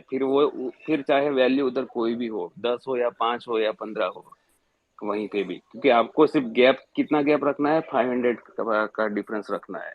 अगर 12.5% के हिसाब से आपका लॉस है, तो अगर उससे ज्यादा ले सकते हो 25% का, तो नीचे वाला बाय करो 37,500। बस मैं मतलब वो पॉइंट के हिसाब से आप, मतलब मार्जिन कितना लगता है उसके अकॉर्डिंगली आपका कैपिटल कितना जाएगा, यहाँ पे ओपन होगा, तो वो हिसाब से आपको हेज करना चाहिए। फिर वहां पे फिर चाहे कितना पॉइंट मिले आपको, प्रॉफिट या लॉस, मतलब जो भी है वो। Okay, fine. Thank you. Hello. Hi. See, just I wanted to check was last 2 years probably markets have gone way up and the volatility has been very high, right? So a lot of this option selling makes a lot of sense, like aiming a percent and a half. But if we look back test 2009 to 14-15 kind of a time frame, right, when the market just practically doubled in like 7-8 years, do you think even those kind of time frames and trends you can aim for making 1.5% per week? हाँ, I am not following back test, और अगर back test नहीं मैं नहीं, follow कर, back test नहीं हाँ नहीं, बैक टेस्ट की बात नहीं कर रहा मुकेश भाई, मैं बोल रहा हाँ, हूँ मतलब वो आप बैक आपके। टेस्ट के हिसाब से ही बोल रहे हो ना कि हाँ हाँ 1.5% हाँ हाँ, था। मैं ये बोल रहा हूँ कि 30-35% मार्केट अगर ऊपर नीचे नहीं हो, जैसा हाँ, पिछले 2 साल में इतना वॉलेटिलिटी हुआ है, देन इज 1.5%। आपकी आवाज कट हो रही है। हेलो, एक मिनट, किसी और को सुन ले। मैं बोल रहा था कि अगर हम मार्केट जैसे साल में अगर 10-12% ऊपर जाएगा, उन those years also, is it aiming 1.5% per week realistic है? कोई ऐसा तो मैंने आज तक कभी इमेजिन नहीं किया कि साल में इतना जाएगा तो मेरा इतना बन जाएगा, ऐसा। मैं देखो, जब से वीकली ऑप्शन इंट्रोड्यूस हुआ है तब से मैं वीकली ऑप्शन ही सेल करता हूँ। मतलब मेरा 1 वीक में क्या होने वाला है मैं इतना गेस कर सकता हूँ मैं बस में। अगर मुझे इतना जाएगा ऊपर तो 2020 में मैंने बहुत सारे पैसे इन्वेस्ट कर लिए होते, और वो भी मैं नहीं कर पाया क्योंकि मुझे नहीं पता था कि 1 महीने में रिवर्स हो जाएगा बाजार। इसलिए मैं हाँ मतलब ऐसा मतलब सोचता ही नहीं हूँ कि ये मतलब 1 महीने के बाद क्या होगा, 2 महीने के बाद क्या होगा। मतलब ये मेरा मेरा स्टाइल है, मतलब दूसरों हाँ का हाँ हो हाँ, सकता है नहीं कि वो नहीं, सोच सकते हैं। हाँ नहीं नहीं, मैं वैसा नहीं बोल रहा हूँ, मैं बोल रहा हूँ कि अभी ऑप्शन प्राइसिंग में इतने हाँ प्रीमियम इसलिए मिल रहे हैं, फंडामेंटल वॉलेटिलिटी बहुत ज्यादा है, which might not stay for a year or so. Let's say the world goes into recession or some macro trend emerges कि 2-3 साल स्लो डाउन रहेगा, suddenly the prices and everything will start falling. तो अगर week में 1% 1.5% बनाना है तो फिर क्या करना चाहिए? Have you वीक ever में thought देखो, to that? जब मार्केट कंसोलिडेशन में रहता है तो ना कोई कैश से बना पाएगा इन्वेस्टमेंट से, या फिर वो स्टॉक स्पेसिफिक मूव लेना चाहिए। फिर वो अगर वो कैश में काम कर रहा है वो बंदा, अगर वो ऑप्शन में काम कर रहा है तो उसको तो कंसोलिडेशन हो या फिर अपसाइड हो या डाउन साइड कुछ फर्क नहीं पड़ता, वो कैसे भी करके बना लेता है 1%, अगर टैलेंटेड ट्रेडर है तो। बाकी ये डाउन मूव में तो कैश इन्वेस्टमेंट वालों को स्टॉक स्पेसिफिक ही जाना पड़ेगा कि कौन सा स्टॉक स्ट्रांग है और वो ऊपर जा रहा है। जैसे रिसेंट एग्जांपल अपना टाटा एलएक्सी था, बाकी हाँ, सब आईटी स्टॉक बैठ चुके हैं लेकिन वही नहीं बैठ रहा है। true, true. Fuck yeah, but but anyways, मतलब आप बोल रहे हैं कि वीकली एक्सपायरी में उतना फर्क नहीं पड़ेगा, I should not worry about कि वॉलेटिलिटी कम हो रहा है तो may be the strategy might not work. अभी ऐसा कोई हाँ, नहीं अभी आपने। देखो मुझे मार्केट कहाँ पे जाए मुझे कुछ फर्क नहीं पड़ता। हाँ, कोई भी डायरेक्शन में जाए, क्योंकि मुझे मेरा वीक में टारगेट जो है वो मिल जाता है। मतलब डाउन साइड का डायरेक्शन पकड़ के अप साइड या फिर जो भी कंसोलिडेशन हो, ओके, तो मैं वही हिसाब से खेलता हूँ। तो जैसे हम जो मतलब यहाँ पे भी जितने भी ऑप्शन सेलर है, मतलब जैसे कि रौनक है, अपना गौरव है, डीजे है, मतलब उनको ये हम सबको कुछ फर्क नहीं पड़ता मार्केट कहीं पे भी जाए। हाँ, अगर मैं इन्वेस्टर होता तो मुझे बहुत फर्क पड़ेगा, क्योंकि अगर 3-4 साल तक ऊपर नहीं जाएगा तो ऑब्वियसली मुझे फ्रस्ट्रेशन आएगा कि कुछ बन नहीं रहा है। तो आप बोल रहे हो option selling weekly specially will probably have. मेरे देखो, मेरे लिए वीकली है क्योंकि मैं वीक का एटलीस्ट ट्रेंड गेस कर सकता हूँ कि क्या होगा नेक्स्ट 2-3 दिन में, कहाँ पे प्रोबेबिलिटी है वो मैक्सिमम आइडेंटिफाई हम वीक में ही कर सकते हैं। अभी मैं एक ही चीज बोलूँ कि जब अपना अगस्त चल रहा है, अभी जुलाई में सब लोग क्या सोच रहे थे कि 14,500 आएगा या फिर 15,000 के नीचे ही रहेगा। किसी ने सोचा था 18,000 आ जाएगा? नहीं सोचा था। अगर वो बंदे ने चलो 18,000 नहीं आएगा, 17,500 नहीं आएगा, वो सोच के मंथली 17,500 कॉल सेल कर दिया होता उसने निफ्टी में, मंथ का मतलब अगस्त में, तो अभी तक वो सिर्फ एडजस्टमेंट ही करता रहेगा, क्योंकि उसको मतलब 30 दिन में क्या होने वाला है वो हम गेस नहीं कर सकते। एटलीस्ट 1 वीक में क्या होगा, 4 दिन में, वो एटलीस्ट हम गेस कर सकते हैं। मूवमेंट देख के, मार्केट के डेटा देख सकते हैं, इंट्रा मतलब ट्रेंड देख के भी हम गेस कर सकते हैं कि ये प्रोबेबिलिटी है यहाँ पे नहीं जाएगा या फिर यहाँ जा सकता है। वो हिसाब से फिर मैं वीक में ऑप्शन सेल कर देता हूँ। हाँ, नहीं मैं वही करता हूँ मोस्टली, आई राइट अ प्रोग्राम, मतलब मेरा थोड़ा स्टाइल मैथमेटिक्स से आता है मुझे, तो I mostly work on a 1 minute candle and do it through the program, because वैसे भी सारा दिन मैं कर नहीं सकता। But, but I thought in last 1 or 2 years I'm getting the good return from that, but I was not sure should I continue that system with the low volatility. Looks like won't make much of a difference. अगर आपकी है ना performance आवाज बीच में cut रही है, मतलब question पूरा क्लियर नहीं हो रहा है आपका। नहीं मैं बोल रहा था कि मेरे को सिर्फ कोई था कि वॉलेटिलिटी कम से कोई फर्क पड़ेगा, डजंट लुक लाइक कि फर्क पड़ेगा। One can continue with the similar strategies जो भी मैं कर रहा हूँ can continue. I should not worry कि अभी अगर ये 1000 पॉइंट की रेंज में चलता रहा तो option premiums will fall drastically, you will not be able to make that kind of money. वो नहीं हो। नहीं वो देखो, विक्स कोई भी हो, अगर विक्स कम रहेगा, प्रीमियम कम हो जाएंगे तो मार्केट का मूव भी कम हो जाता है। तो मतलब आपका मतलब वो हिसाब से आपका काम हो ही ऑटोमेटिक सिंक्रोनाइज हो ही जाता है ऑप्शन राइटिंग में। ठीक है, क्योंकि मैंने मेरे पास इतना बहुत ज्यादा पास्ट एक्सपीरियंस है नहीं। I am been doing it for only like probably year or so, तो मैं वही सोचा था ये हाँ, लकी तो तो अभी नहीं। आपको वो मतलब धीरे धीरे पता चल जाएगा, जैसे 1-2 साल पास होंगे ना तो आपको ऑटोमेटिक पता चल जाएगा कि विक्स मतलब बढ़ता है, ज्यादा होता है, कुछ इफेक्ट होता है कि नहीं होता। हाँ, विक्स जब ज्यादा होता है, मार्केट अप एंड डाउन बहुत होता है, तो वो टाइम पे सिर्फ रिवर्सल पे खेलना, बस मैं वही बोलूंगा। Okay, thank you. मितेश भाई, जैसा आपने वो बताया कि अगर फ्राइडे को अपना डायरेक्शन क्लियर था तो you have sold with 100% capital और 39,700 कॉल, तो वो फिर आप एक्सपायरी तक होल्ड करते हैं या उसको रोल डाउन भी करेंगे? मतलब जैसे अभी थोड़ा रिवर्स हो रहा है तो you are still holding that call, या फिर अभी वो पोजीशन क्लोज हो गई हो? अभी देखो, जैसे अपना कल 38 तक गया था नीचे, बराबर, फिर इमीडिएटली 500 पॉइंट्स रिवर्स भी हो गया था विद इन 1 आवर में, बॉटम बनाने के बाद। मैं कल की बात कर रहा हूँ, आज की नहीं।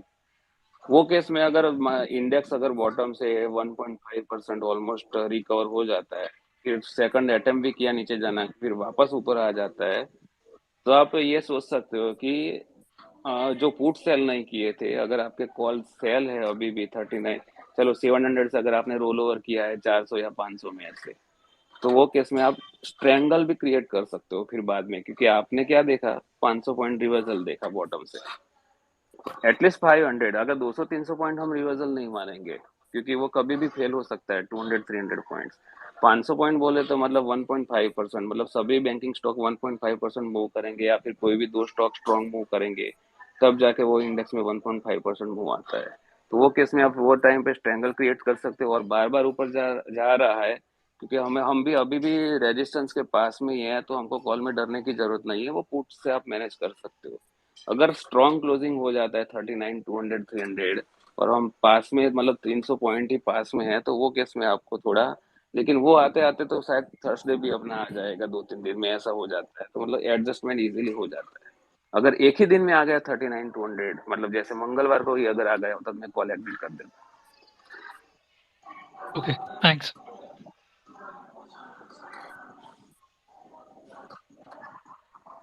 चलो, आपने तो टाइम पास पेश किया था अब सिर्फ 15-20 मिनट के लिए, लेकिन ये तो 1 घंटा चल गया। एक बार डीजे भैया को वो कोस्ट बना दीजिए ना सर। क्या क्या? हाँ, अभी देखो, ये हमारे एक यूसुफ भाई है, उन्होंने एक मस्त ऑब्जर्वेशन निकाला था अभी रिसेंटली। बजाज फाइनेंस का उन्होंने ट्रेड लिया था 5700 के आसपास, एंट्री लिया था, उसको निकाला था 7000 प्लस में, अब जब ऊपर बढ़ा था। सिर्फ इतना एक ही चीज देखा था, सिंपल हिस्ट्री देखा था उसका, वो 72 ईएमए पे रिस्पेक्ट करके बढ़ जाता है बजाज फाइनेंस। अभी आप चार्ट देख के 72 ईएमए पे देख लेना, वीकली और इसका चार्ट। क्रेडिट सिर्फ ईश्वर चौधरी को ही जाएगा, उसका क्रेडिट पूरा, क्योंकि ये तो मुझे भी नहीं पता था। मतलब आप ऐसे स्टॉक में देख सकते हो कि कौन सा स्टॉक ऐसे ईएमए को रिस्पेक्ट करता है, और वहां से मतलब फंडामेंटली अच्छे स्टॉक में आप ऐसा अप्लाई करके अपना भी कुछ ढूंढोगे, आपको भी कभी मुंह मिल जाएगा। सर डीजे भैया को एक बार पोस्ट किसी को ऐड करना चाह रहे हैं लेकिन वो हो नहीं पा रहे थोड़ा। डीजे भाई को क्या करना है? कोस्ट बनाइए एक बार आप। हाँ, 1 मिनट। हाँ, मैंने रिक्वेस्ट भेजा है।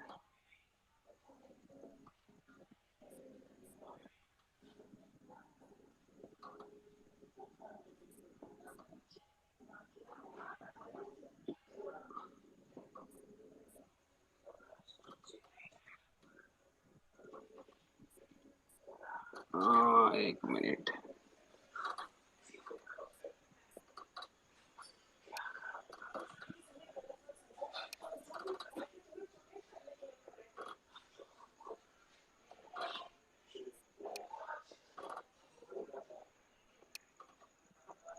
विजय भाई आपको रिक्वेस्ट भेजा है मैंने पोस्ट का।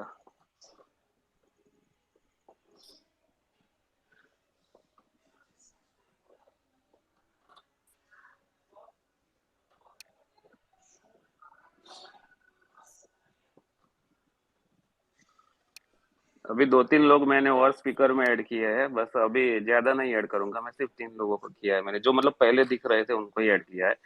मतलब जो फर्स्ट कम फर्स्ट बेसिस मुझे जो दिख रहा है ना, अब ऐसा मत सोचना कि मुझे ऐड नहीं किया है और दूसरे लोगों को किया है। ऐसा मतलब जो मुझे पहले दिख रहा है उनको मैं ऐड कर रहा हूँ स्पीकर में।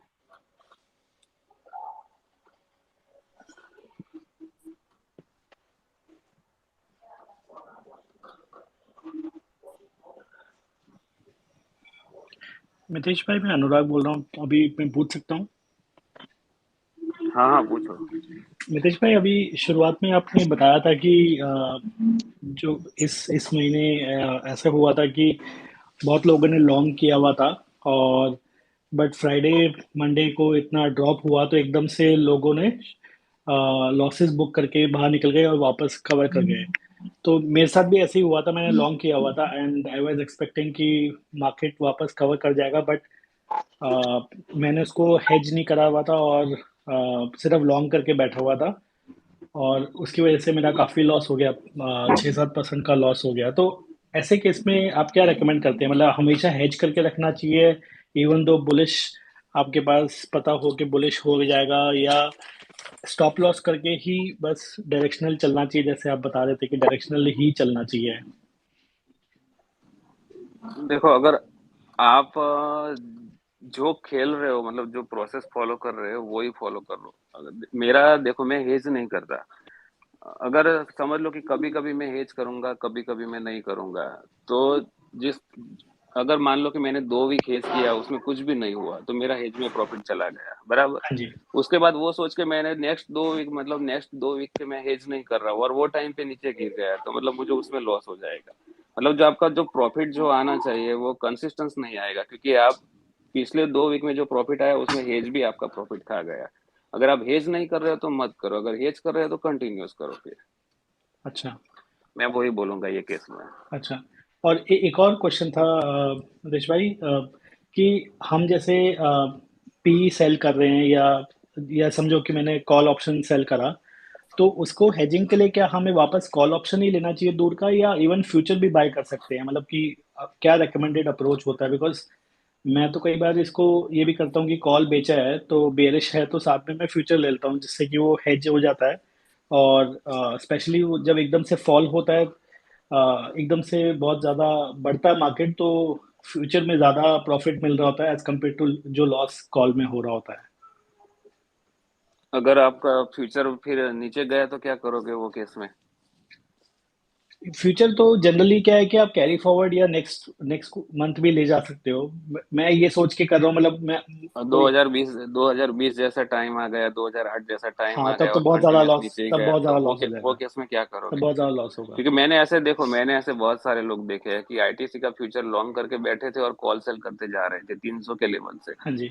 जब 2019 में वो टाइम पे 2019 में वो जब 200 ही चल रहा था वो टाइम पे, तो फ्रस्ट्रेशन में वो निकल गए थे।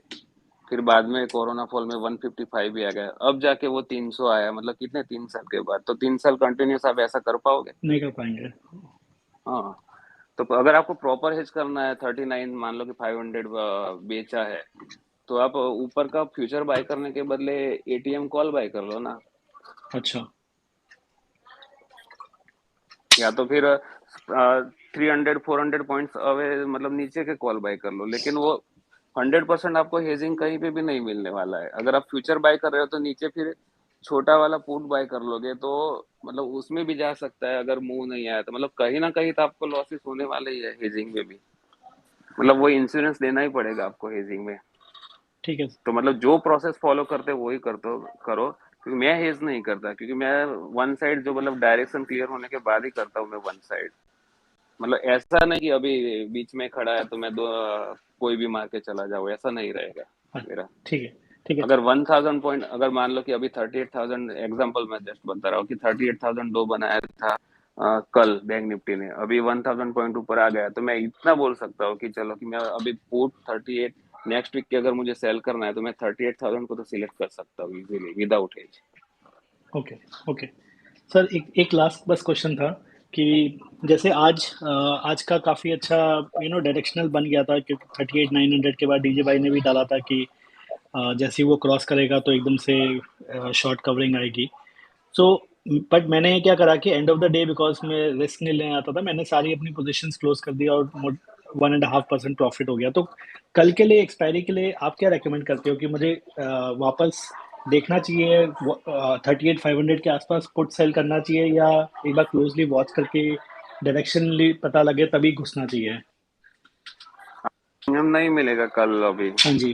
ओपन होने के बाद 10-15 पॉइंट मिलेंगे, और उसके लिए आपको अगर आपके 1.5% बन चुके हैं तो 10-15 पॉइंट और कमाने के लिए वो उसको रिस्क पे नहीं रिस्क डालने नहीं का, डालना फिर चाहिए। नेक्स्ट वीक का सोचो फिर। ओके ठीक है सर। मैं एक सवाल अभिलाष सर भाई से मेरा पूछता हूँ। अभिलाष भाई, आपके लिए एक सवाल है, स्पेशली सिर्फ आपके लिए है कि ये जो जी ट्विटर पे डीजे ये जो बहुत बड़े बड़े M2M आते हैं और इसको देख के कभी कभी मतलब मैं भी कभी कभी मैं भी मतलब अपने रास्ते से इधर उधर निकल जाता हूँ उनको फॉलो करने के लिए। तो ये जो नए लड़के हैं या जो नए फॉलोअर्स हैं या जो जो नए नए ट्रेडर अभी जो बने हैं, इनके लिए आप अपनी लैंग्वेज में मतलब आप आपके थोड़ के हिसाब से थोड़ा सा कुछ ज्ञान दो ना जरा। अरे अपनी मितेश लैंग्वेज बोला मतलब वो साफ नहीं सुथरा नहीं लैंग्वेज नहीं नहीं मितेश भाई के लिए सामने नहीं बोलूंगा कुछ भी ऐसा। मितेश भाई हैं, गौरव, रौनक भाई, सारे यहाँ पे इतने ज्ञानी लोग हैं। अभी एक एक सिंपल सी बात है, आप सोचो कि मैं हर दिन अगर 1% ही कमाता हूँ, जैसा कि M2M आते हैं, अगर हर दिन बना रहा हूँ तो एक साल में हो गया मेरे को कितने परसेंट? महीने के 20%, एक साल में 240%। जब मैं एक साल में 240% बना रहा हूँ और वो भी इतने बड़े बड़े M2M, पहली बात, दो दो क्वेश्चन आता है। तो मैं कभी कभी सोचता हूँ कि यार ये डेली का M2M डालने से अच्छा है ना पूरे महीने का डाल दो, पहली बात, जिससे और भी लोग ज्यादा मोटिवेटेड होंगे कि नहीं यार इसने कुछ दमदार कुछ किया है। या फिर आप पूरे 6 महीने का परफॉर्मेंस डाल दो, कुछ लोग डालते हैं, बट ये डेली वाली चीजें मेरे को तो समझ में नहीं आती। और दूसरी एक रिटेल मानसिकता जो ये होती है कि मेरे को हर दिन प्रॉफिट, ये ट्रेडर को नीचे खींचने वाली जो एक जो होता है ना, ट्रेडर फेल क्यों करता है, कभी कभी मैं ये सोचता हूँ। तो हर दिन कमाने की जो मानसिकता होती है, ये आप डे टू डे हर दिन आप फेलियर कभी एक्सेप्ट ही नहीं कर पाते हो। एक गलती हुई आपने कहीं, मेरे साथ क्या हो रहा था मैं आपको फ्रैंकली बताता हूँ। 8 मंथ्स मेरा नेट टू नेट कुछ मैं बना नहीं पा रहा था, और मैं हर दूसरे दिन देख रहा था कि यार हर दिन इतने बड़े बड़े M2M, या तो मेरे में कुछ बहुत बड़ी फ्लॉ है, या फिर या इतने एक्स्ट्रा टैलेंटेड लोग हैं। तो इतने एक्स्ट्रा टैलेंटेड लोग हैं, होते अगर हैं इतने एक्स्ट्रा, मतलब जो आप हर दिन 1% 2%, तो फिर आपको ये सोचने वाली बात है कि ये सोशल मीडिया पे क्या कर रहे हैं। और जैसे मितेश भाई बहुत बड़े कैपिटल पे करते हैं, आप भी कर रहे हो, तो मेरे को लगता है जो इतना फुल टाइम ट्रेडिंग करता है उसके पास इतना समय ही नहीं होता है कि हर दिन अपने आप को प्रूव करने का। हर दिन प्रूव करना हमेशा एक वेस्टेड इंटरेस्ट के साथ आता है। अगर आपके पास कोई वेस्टेड इंटरेस्ट नहीं है तो आप हर दूसरे दिन प्रूव नहीं करोगे। प्रूव करो। और बहुत लोग बोलते हैं ये मोटिवेशन होता है हर दिन डालने वाला, नहीं जी नहीं, मेरे को लगता है ये आप हर यूथ में एक फोमो वाली भावना लेके आता है कि या तो अगर कोई छोटा है तो उसमें फोमो लेके आएगा कि यार मेरे में कुछ गलती है, या मैं कहीं ना कहीं कुछ गड़बड़ कर रहा हूँ, या मैं इतना पीछे क्यों हूँ। तो उस वो देख के गलत ही करेगा, गलत क्या ओवर रिस्क लेने की कोशिश करेगा। अभी आप लोग यहाँ 1% वीकली की बात करो, और यहाँ तो 2%, 3%, 4%, माय गॉड, हर दिन, हर दूसरे दिन। मैंने तो ऐसे ऐसे ट्रेडर देखे हैं जिनके वॉल पे मैंने कभी लॉस ही नहीं देखा, और मैं शॉक्ड रहता हूँ कि ये इतने इतने मतलब इतने अच्छे हैं। मतलब और मैं काफी बड़े बड़े लोगों से मिलता हूँ, अच्छे अच्छे ट्रेडर्स इन्वेस्टर से, और उनकी जर्नी देखता हूँ तो कभी कभी उनपे ही दया आ जाती है कि आप क्यों इतने साल से ये झक मार रहे हो यार। तो यही डीजे भाई, मेरे को तो ये लगता है कि ये मिसलीड करने वाली बातें होती है, और कहीं ना कहीं एक वेस्टेड इंटरेस्ट के साथ आता है। और वेस्ट, और क्या है कि ये बहुत गलत, मेरे को लगता है, हो सकता है मैं गलत हूँ, बहुत लोगों को लगेगा कि यार, बहुत लोगों ने मेरे को पास्ट में बोला कि तुम नहीं कर पाते हो तो तुम दूसरों के बारे में बोलते हो। तो ऐसा नहीं है। कोई भी आदमी लंबे समय में एक रियलिस्टिक नंबर के साथ ही आगे बढ़ा है। और अगर कोई बढ़ा है बहुत तेजी से ऊपर, बहुत तेजी से, तो वो बहुत तेजी से फटके लेता ही लेता है। ये डाउन साइड रिस्क कभी कोई बताता नहीं है, और बताता नहीं है क्योंकि ऑब्वियसली हम हमेशा अच्छी चीजें बताना चाह रहे हैं। और ये इसी को हम लोग बोलते हैं मिसलीड करना। आप अगर कुछ किसी को ट्रेडिंग फील्ड में स्पेशली अगर आप किसी को रोजी पिक्चर दिखा रहे हो तो उसको बैड साइड भी दिखाओ। नहीं तो क्या होगा कि अभी मैं देखता हूँ 12th पास किया सर, मेरे को ट्रेडर बनना है। क्यों बनना है? क्योंकि मैं प्रॉफिट्स देख रहा हूँ। अरे यार, प्रॉफिट के साथ बैड साइड भी तो आते हैं। बैड साइड तो पता ही नहीं है कि नहीं सर, मैंने तो उसका देखा है कि वो तो हर दिन प्रॉफिट बनाते हैं। वो एक दूसरे ट्रेडर, वो तो सर हर दिन बड़े बड़े बनाते हैं, मैं भी बनाना चाहता हूँ। तो ये एक्चुअली मिसलीड ऑफ यूथ ही है। यही यही बातें हैं।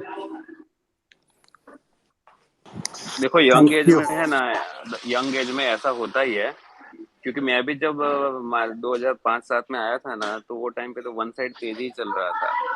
तो मैं जो भी स्टॉक बाय करता था मैं ऊपर चला जाता था, तो मतलब मुझे ऐसा ही लगता था कि मेरे को अभी ये पूरा एकदम इजी फील्ड है और आराम से हम पैसा बना सकते हैं। फिर बाद में जब फॉल आया था ना, तब जाके मतलब रियल रियल स्टोरी क्या रहती है वो सबको तो पता चलती है कि मार्केट में ऐसा भी हो सकता है। मतलब वो जब तक वो खुद एक्सपीरियंस नहीं करेंगे ना यंग ट्रेडर, तब तक वो किसी को रियलाइज नहीं होगा, बिल्कुल बिल्कुल कोई कुछ भी बोलेगा। बिल्कुल। अभी अभी ये मेरे को ये करीब करीब 14 साल से ज्यादा हो गए। हर 2 साल बहुत अच्छे जाते हैं करीब करीब, और फिर जब ये 6-7 महीने जब बैड जाते हैं, तब समझ में आता है कि नहीं यार, कि मार्केट से बड़ा कोई नहीं है। तो आप कितना भी डीजे भाई, मितेश भाई, आप कितना भी कुछ कर लो, मार्केट में बाल पकाने के बाद ही समझ आती है। वो कई साल गुजरने के बाद ही समझ में आएगी। और M2M के सामने तो हम सभी मतलब बोलती बंद, मुंह बंद कर लो। आप रिटेल को कुछ बोलो तो वो आपको ही उल्टा बोलेगा। तो जैसा मितेश भाई ने बोला, बोलने की किसी मतलब इतना सोचने की जरूरत ही नहीं है। आप क्या कर सकते हो, आपको बस उसी पे फोकस करना चाहिए। छोड़िए जो क्या कर रहा है। अभी जैसे मितेश भाई ने यंग ट्रेडर की बात की ना, तो त्रिवेदी हमारे में शायद सबसे यंग है अभी जो है, तो त्रिवेदी से थोड़ी सी बात करते हैं। त्रिवेदी,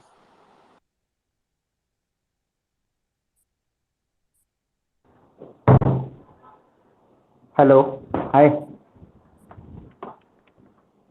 यस त्रिवेदी जी आ रहा है बोलिए मेरा प्लीज। वॉइस? हाँ हाँ आ रहा है। वैसे तो सब कुछ बोल दिया सबने। कोई क्वेश्चन है किसी के क्या? हाँ, अभी आपने क्या क्या एंजॉय किया था वहां पे वो बताओ, अगर सब कुछ बोल दिया है। वो तो बहुत सुपर ट्रिप थी दिल्ली की। त्रिवेदी थोड़ा सा बताओ ना अपने बारे में, कैसे ट्रेड करते हो, क्या करते हो, कैसे स्टार्ट किया, क्योंकि बहुत सारे यंग लोग हैं तुम्हारी एज के जो तुम्हें फॉलो करते हैं। ओके, हाँ तो मैंने 4 साल पहले स्टार्ट किया था, और मैं ग्रेजुएशन के फाइनल ईयर में था, और मैंने सब कुछ किया था। सब गलतियाँ भी की, फ्यूचर्स किया, ऑप्शन बाइंग किया था, मतलब सब कुछ किया था।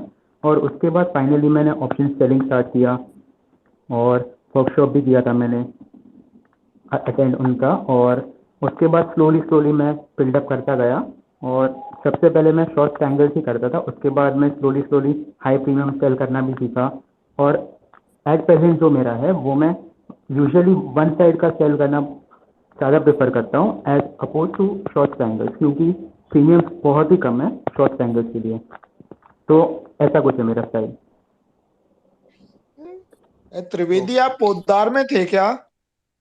नहीं नहीं, मैं मिट्टीबाई में था। अच्छा, नहीं नहीं, स्कूल में RN पोद्दार। नहीं नहीं नहीं, मैं पोधर में नहीं था। अच्छा ठीक है, सॉरी। गौरव भाई अब आप बताइए यार थोड़ा सा हम लोगों को, कुछ कुछ भी, मतलब ट्रेडिंग ही नहीं, इन जनरल कुछ कुछ भी जो भी आप बताना चाहते हो। गौरव भाई ये बता, अरे अभिलाष भाई को पूछते हैं कि गाड़ी कौन सा लेना चाहिए और कैसा लेना चाहिए। आप गाड़ी कोई भी लो मितेश भाई, पर उसके साथ में आगे मत बैठना, बस ये रिक्वेस्ट है मेरी। अब डिपेंड करता है मितेश भाई आपका। मेरे को याद है, मैं बहुत क्लोजली ट्रैक करता हूँ। बहुत पहले इन्होंने ट्वीट लिखा था, किसी ने इनको लिखा था कि इस ऐसी रोड में भी 60 की स्पीड में मितेश भाई को याद होगा, ऐसी रोड में भी 60 की स्पीड में। तो इन्होंने जवाब दिया था कि भाई मेरे को कुछ सेफ्टी के ऊपर लिखा था इन्होंने। तो मितेश भाई के हिसाब से, मतलब मितेश भाई की पर्सनालिटी को देख के मेरे को लगता है इनको तो एसयूवी काइंड ऑफ गाड़ी में जानी चाहिए, जो गौरव भाई ले रहे हैं रेंज रोवर। बट अगर मेरे से आप पूछोगे तो मेरे को तो स्पोर्ट्स कार ज्यादा वो प्रेफर करूंगा मैं कभी भी।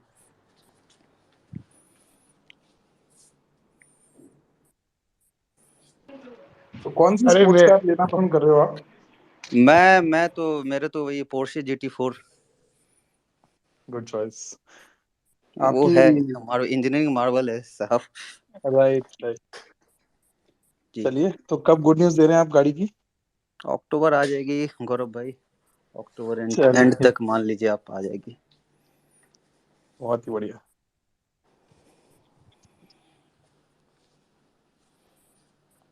भाई जब मैंने अभिलाष भाई को चलाते हुए देखा है, मैं नोएडा पे एक बार उसके मिलने गया था। वो सेडान कार भी ऐसी उड़ाते हैं स्पोर्ट्स से ज्यादा। अगली बार आइए रौनक भाई, साथ बैठेंगे।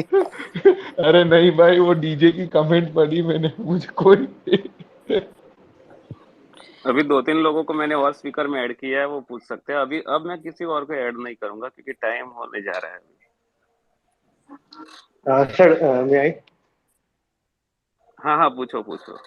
सर एक साइकोलॉजिकल क्वेश्चन है। सर होता क्या ना कि मैं अपने बारे में बताता हूँ। जैसे मैं 10 रुपए से 100 रुपए भी अर्न कर लेता हूँ ना, फिर वो 100 जो 99 होता है तो वो मेरे से बर्दाश्त नहीं होता। आई मीन यहाँ तक कि रात को नींद नहीं आती। तो इसके लिए क्या करना चाहिए सर? क्या फिर से बोलो तो? मैं 10 रुपए से 100 रुपए बना लेता हूँ अगर, लेकिन वो 100 जब 99 होता है फिर किसी दिन, तो वो मेरे से बर्दाश्त नहीं होता, यहाँ तक कि रात को नींद नहीं आती। तो इसका सॉल्यूशन तो फिर आपको गोली लेनी पड़ेगी नींद की। मतलब माइंड सेट ऐसा हो चुका है। मैं वो देखो, एक्सेप्टेंस लाना पड़ेगा।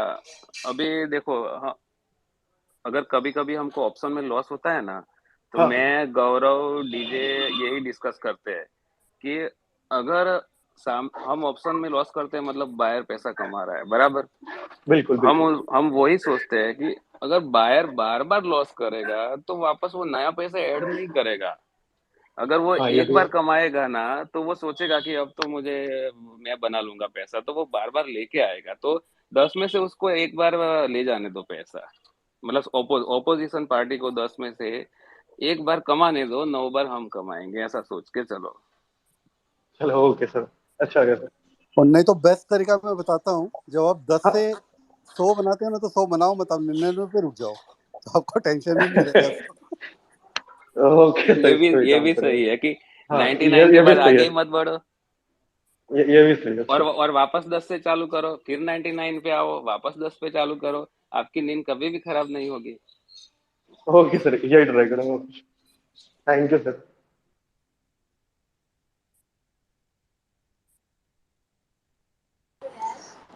गौरव भाई आप कुछ बोलिए और एंड करते हैं फिर। नहीं, अभी कुछ स्पीकर्स हैं इन लाइन। हाँ, अभी अगर 2-3 मिनट में किसी ने बोला नहीं तो फिर हम एंड करेंगे।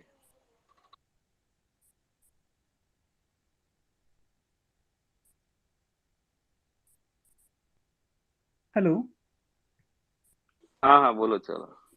मुझे मितेश सर और रौनक सर से एक सवाल पूछना था कि अगर मार्केट 2% नीचे खुलता है, मान के चलो कल एक्सपायरी डे, तो एक्सपायरी के दिन में अगर मार्केट साइडवेज भी रहता है तो कॉल की पोजीशन कैसे एडजस्ट करनी पड़ेगी?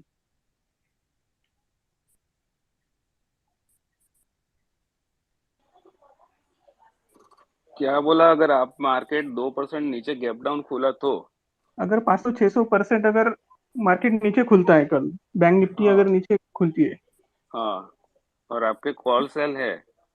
नहीं, मेरे ऑलरेडी पुट सेल किया हुआ है मैंने, सिर्फ हाँ डायरेक्ट हाँ सेल हाँ। किया हमने ओवरनाइट में। हम्म। तो मैं कॉल सेलिंग से कैसे एडजस्ट कर सकता हूँ पोजीशन? नहीं अगर होगा मैं ना एडजस्ट, कॉल सेलिंग से कैसे होगा? आप 5-6% गैप डाउन की बात कर रहे हो या फिर 500-2500 पॉइंट की बात कर रहे हो? 600 पॉइंट की 600 पॉइंट मतलब वो तो फिर 2%। अगर आपका ऑप्शन आईटीएम हो चुका है तो फिर एडजस्टमेंट बहुत डिफिकल्ट है फिर। या तो फिर आप वो लॉस बुक करके फिर नया पोजीशन क्रिएट करो और वो लॉस को रिकवर करो। अगर उस वही सेम पोजीशन से फाइट करोगे तो लॉसेस बढ़ते जाएंगे। क्योंकि रौनक भाई का भी मैंने बहुत अच्छा वाला देखा है कि वो बहुत अच्छी तरीके से उसका हेजिंग और एडजस्टमेंट करते हैं नहीं सर, पोजीशन। सर एडजस्ट 2% के आपको याद होगा 24 फरवरी आई थिंक, जब वो ये रशिया यूक्रेन का न्यूज आया था, पहला मार्केट वर्ल्ड में इंडिया नहीं खुला था, राइट? तो सब पुट ही बेच के गए थे आई थिंक 24 फेब। तो उस टाइम पे फिर आई थिंक ये वो दिन है, आई थिंक मितेश भाई ने कुछ 5 करोड़ का लॉस एक दिन में कवर ये किया था मेरे चौबीस हिसाब से। चौबीस फेब की हाँ बात है रौनक भाई, हाँ 24 फेब को 24 हुआ फेब, था। हाँ 24 फेब की बोल। हम तो लोग ऐसे मितेश भाई मार्केट में ना, हाँ ऐसे मार्केट में नॉर्मली है ना एडजस्ट नहीं कर सकते बॉस। अगर आपका ओवरनाइट अगर पोजीशन आप लेके जाते हो, हम हेज इसीलिए करते हैं कि लॉस होता है वो लिमिटेड होता है, तब बुक कर लो, फिर मार्केट की एक्शंस जो प्राइस एक्शंस और डेटा प्लॉट होते हैं फिर ट्रेड लो। दैट इज व्हाट मींस आधा percent gap up gap down adjust होता है। 600-700 पॉइंट एक्सपायरी के दिन में आपका 40 रुपए वाला ऑप्शन 250 रुपए पे खुलता है, तो आप क्या करोगे उसमें? क्या कॉल बेचोगे? बराबर है। राइट? स्ट्रेडल भी बेचोगे तो 250 की ही आएगी ना। आप स्ट्रेडल भी बेचोगे तो वो भी 250 की ही होगी, तो पूरी सही बात स्ट्रेडल है। तो आपको मिलने नहीं वाली, राइट? तो पूरा आपका लॉस वो तो पक्का हो गया कि चांसेस है कि आपका लॉस कम हो सकता है, रिकवर होने के चांसेस कम है। हाँ मितेश भाई जैसे लोग कम होते हैं कि जो फ्यूचर शॉर्ट करते देते हैं यार, मीन नेकेडी एट एम कॉल बेच देते हैं, बट वो कन्विक्शंस भी होना चाहिए, राइट? तो इसलिए ऐसे मार्केट में इसीलिए तो हम हेज बाय करते हैं ना, कि ओवरनाइट हेज बाय करके जाते हैं तो भाई एक लिमिटेड लॉस होता है, तो हम वो लॉस को एटलीस्ट कवर कर सकते हैं थोड़ा बहुत ऐसे गैप डाउन के लिए, राइट? सही बात है। Thank you. ठीक है। तो रौनक भाई हम लोग अगले वीक का 1200 पॉइंट का स्ट्रेडल सेल करके गए थे और 1 करोड़ की कैपिटल पे आई थिंक 1200 क्वांटिटी सेल किया था हमने, 1200 पॉइंट कलेक्ट किए थे। और जब मार्केट खुला था नेक्स्ट डे तो शायद हम लोग 2.5 या 3% माइनस में थे और वो पूरा रिकवर किया था हम लोगों ने एंड तक, सिर्फ कॉल सेल करके। लॉस इमीडिएट बुक करके सिर्फ कॉल सेल की थी और हाँ तभी मेरा शायद भी लॉस था उस दिन। एग्जैक्टली तभी शायद मितेश सब भाई का कुछ तो भी वो ब्लंडर हुआ था और वो तो हाँ डीप लॉस में जाके उस दिन प्रॉफिट में निकले थे कंप्लीट। हाँ हाँ हाँ हाँ, वो मुझे एक्चुअली 24 फेब याद है, क्योंकि मेरा भी उस दिन क्या था कि मैंने अच्छे से पुट मारे थे, ओपन होते ही 3% का लॉस था विथ हेज। तो जिसका हेज नहीं होगा उसका तो 10% होगा। जो सेलिंग पोजीशन में उसमें मेरे 70 लैक्स का लॉस, बाइंग पोजीशन में उसमें कुछ 35 मिल रहे, सॉरी 50 मिल रहे, तो 12-15 तो ओपन पे ही लॉस हो गया था मेरा। तो हाँ पता है मुझे।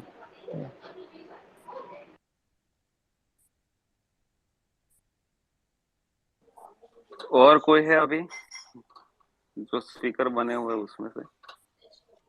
मितेश भाई मैं कुछ पूछना चाह रहा था, सुग्रीव मीना बोल रहा हूँ। पूछो। ये इसमें जो फॉरेक्स ट्रेडिंग में जो ऑप्शंस हैं वो इंडिया में अवेलेबल हैं, and which are more stable, I mean जिसमें ज्यादा कम वोलेटिलिटी होती है, निफ्टी इंडेक्स या फॉरेक्स ट्रेडिंग? मैं आज तक फॉरेक्स में ट्रेडिंग नहीं किया है मैंने, तो मैं नहीं दे पाऊंगा आंसर। सर मैं एक मिनट इस पे मैं बोलूंगा। निफ्टी ट्रेडिंग आपकी आती है 4 to 5x लीवरेज, कमोडिटी आती है आपको 10x लीवरेज, और आप करेंसी पे जाते हो वो तो 30-40x लीवरेज होती है। अब रहती बात है स्टेबिलिटी की, आप अगर बात पूछ रहे हो तो देखिए स्टेबिलिटी और स्टेबिलिटी तो खैर करेंसी में रहेगी क्योंकि ये इकोनॉमीज इसको कंट्रोल करती है, बट स्टेबिलिटी से ज़्यादा जरूरी होता है कि कितनी हाई लीवरेज है आपकी। स्टेबल तो है बट 0.5 पिप्स में आपके या उस इतने से मूव में आपको बहुत बड़ा नुकसान हो सकता है। तो वैसे तो बहुत ज़्यादा लिक्विड यूएसडी आईएनआर भी है, यूरो यूएसडी भी है, काफ़ी ज़्यादा लिक्विड है, बट अल्टीमेटली मैटर करता है कितना हाई लीवरेज प्रोडक्ट है। तो बहुत ज़्यादा लीवरेज प्रोडक्ट होते हैं करेंसी, मैंने मतलब काफ़ी किए हैं, उसके बेसिस पे मैं बोल रहा हूँ। और बहुत सारे लोग इक्विटी छोड़ के पहले कमोडिटी में जाते हैं। जो मेरा प्रैक्टिकल एक्सपीरियंस है, कमोडिटी में हाथ जलाने के बाद उनको लगता है करेंसी में जानी चाहिए क्योंकि स्टेबिलिटी ढूंढने के चक्कर में, बट वो स्टेबिलिटी के चक्कर में लीवरेज में फंस जाते हैं। करेंसी बट में वो जिस दिन बड़ा मूव आएगा ना, मतलब 1% या 2% का, उस दिन सब वाइप फंस आउट, जाते हैं। वाइप आउट मितेश भाई, मैंने काफी ट्रेडर को 2020 के मार्च में देखा वाइप आउट होते हुए, बड़े बड़े फंड थे, एक दो हाँ, एक मतलब को तो करेंसी हाँ का 1% या 2% मूव काफी है वाइप आउट करने के लिए, हाँ पूरा सब कुछ। क्योंकि लीवरेज उसमें अपना बहुत ज्यादा इंडेक्स होता है। अपना इंडेक्स बेस्ट है, चुपचाप से बेचते रहो, 1% बनाते रहो, खत्म, टेंशन नहीं। अरे ये रशिया के युद्ध के टाइम वो रशियन करेंसी कैसे स्टॉक की तरह हिल रही थी। पता है ना, अभिलाष भाई आपको पता होगा, बिल्कुल आप ट्रैक बिल्कुल करें। बिल्कुल, लॉस का कोरिलेशन ही है लीवरेज से। आप जितना हाई लीवरेज पे जाओगे, वो एक नॉर्मल ट्रेडर की मैं बात कर रहा हूँ, एक जो वो फॉरेक्स हेड और उन सब की बात नहीं कर रहा हूँ जो फॉरेक्स में ही स्पेशली काम करते हैं, बट एक नॉर्मल ट्रेडर जो वर्किंग क्लास है, या जैसे हम लोग ट्रेडिंग भी करते हैं, तो इवन हमसे भी नहीं मैनेज हो पाएगा, क्योंकि बहुत सारी चीज़ों को देखना पड़ता है, हमें पता ही नहीं। सिर्फ चार्ट के बेसिस पे अगर आपको करना है तो I don't think anything better than Nifty, bank Nifty 9 to 330 में आपका जॉब खत्म हो जाता है, लिक्विडिटी की कोई इशू नहीं है, लीवरेज भी आप 5 से 6 गुना ही है, 5 times ही है। वहीं पे अगर आप 9 to 5 में चले जाते हो करेंसी में, उसमें एक तो हाई लीवरेज, जरा सा भी, एक तो हमें पता भी नहीं क्या हो रहा है क्या नहीं हो रहा, आजकल ग्लोबल अनसर्टेनिटी इतनी ज़्यादा है। और मैंने एक रिटेल निवेशक को, बहुत कम रिटेल निवेशक को देखा लंबे समय में सस्टेनेबल पैसा बनाते हुए, बहुत रेयर है, रेयर मतलब है ही, मैंने तो नहीं देखा अभी तक, हो सकता होंगे बट मेरे नज़र में कोई नहीं है। बट हाँ भाई, अगर आप इक्विटी इंडेक्स की बात कर रहे हो निफ्टी के, तो बहुत सारे हैं जो रेगुलर पैसे बना रहे हैं, आपके सामने हैं, बहुत सारे हम लोग हैं। हमारे ग्रुप में अभिलाष भाई एक महेंद्र अग्रवाल जी है, आई जी थिंक मेरे ख्याल से 60+ होंगे, वो सीए है और बड़े कैपिटल पे ट्रेड करते हैं। आया 2-3% बहुत आराम से बनाते हैं, दूर दूर के स्ट्राइक बेच के, और बिल्कुल पीसफुली पैसा बना रहे हैं। मतलब मैं आई थिंक उनको 2-3 साल से देख रहा हूँ, मैंने कभी उनका लॉस भी नहीं देखा। छोटा छोटा प्रॉफिट बुक करके आराम से बड़े कैपिटल पे वो कंटिन्यूस पैसा बना रहे हैं, without any tension, without any panic. तो अगर तो आप उनको फोमो छोटे नहीं से होता ट्रेड है डीजे भाई? सॉरी, फोमो नहीं होता है ट्विटर पे आके? ना ना ना, कोई फोमो नहीं होता है, वो भी बिल्कुल कूल माइंडेड है, और एक्सपीरियंस है यार, 60 साल है। और मैं बिल्कुल हम बिल्कुल लोग कभी कभी कुछ करते हैं तो हमें वो बताते हैं कि अरे भाई ऐसे नहीं, ऐसे करो, और काफ़ी एक्सपीरियंस है। तो उनको मैं देखता हूँ ना, तो कभी कभी लगता है कि यार इतना बड़ा आदमी इतना पैसा लेके बैठा हुआ है, जब वो 3-4% से वो सेटिस्फाई है, तो फिर हम लोगों को क्यों नहीं होना चाहिए। सेटिस्फैक्शन ही सबसे बड़ी एज है मार्केट में, मेरे को लगता है। अभी यहाँ गौरव भाई भी हैं, आप देखो इनको कुछ भी कर लो, इनसे कितनी बार बात होती है, ये अपने एज को छोड़ते ही नहीं है। कल भी मैं सुन रहा था, कुछ बोल रहे थे कि मैं अपने पीस ऑफ माइंड के ऊपर कभी किसी चीज को नहीं रखता हूँ, तो यार दैट मैं इज द मोस्ट 9 बजे इम्पोर्टेंट। तक, सुबह मॉर्निंग में 9 बजे तक ना मैं एसजीएक्स देखता हूँ, ना मुझे आइडिया होता दुनिया में क्या हुआ। मैं बहुत शांत रहता हूँ, मुझे कोई परवाह नहीं होती, मेरे को सुबह 9 बजे पता चलता है अच्छा यहाँ खुला है मार्केट, इतना ही सोचना है बस। इतने पीसफुल पोजीशंस होती है मेरी बिल्कुल कि बिल्कुल। आपका अभिलाष भाई, आपका एंथुजियाज्म देख के मैं बहुत प्रभावित हूँ। और मुझे लगता है कि हमारे को ना ये ट्विटर M2M को लेके एक स्पेस वीकेंड पे करना चाहिए, अरे बिल्कुल, तसल्ली से। M2M डाल के करना चाहिए। मैं तो तसल्ली से M2M करना डाल चाहिए। के, M2M नहीं, PNL डाल के करना चाहिए। हाँ मतलब हम तो हमारा शो करते हैं, मतलब साल भर का, फिर इस बारे में गहन चिंतन करना चाहिए हम लोगों को। नहीं नहीं, करना चाहिए, मेरे को लगता नहीं है भाई, कि अगर मैं स्पेस करूंगा ना तो लोग, कुछ लोग तो मुझे ही गाली देंगे। वो तो आपको वैसे भी देते हैं मितेश भाई, वो भगवान को नहीं छोड़ते यार, मोस्ट किसी को नहीं हेटेड एंड छोड़ते हैं। मोस्ट, मेरे को लगता है most hated and most followed personality है ये। क्योंकि अपना स्टाइल ही यूनिक है। तो अरे बिल्कुल मितेश बिल्कुल। भाई वो लड्डू है, अभी देखो, खा, हाँ खाना अभी भी देखो, सबको है, और मैं मतलब, हाँ हाँ बोल लो, फिर मैं बोलता हूँ, चलो।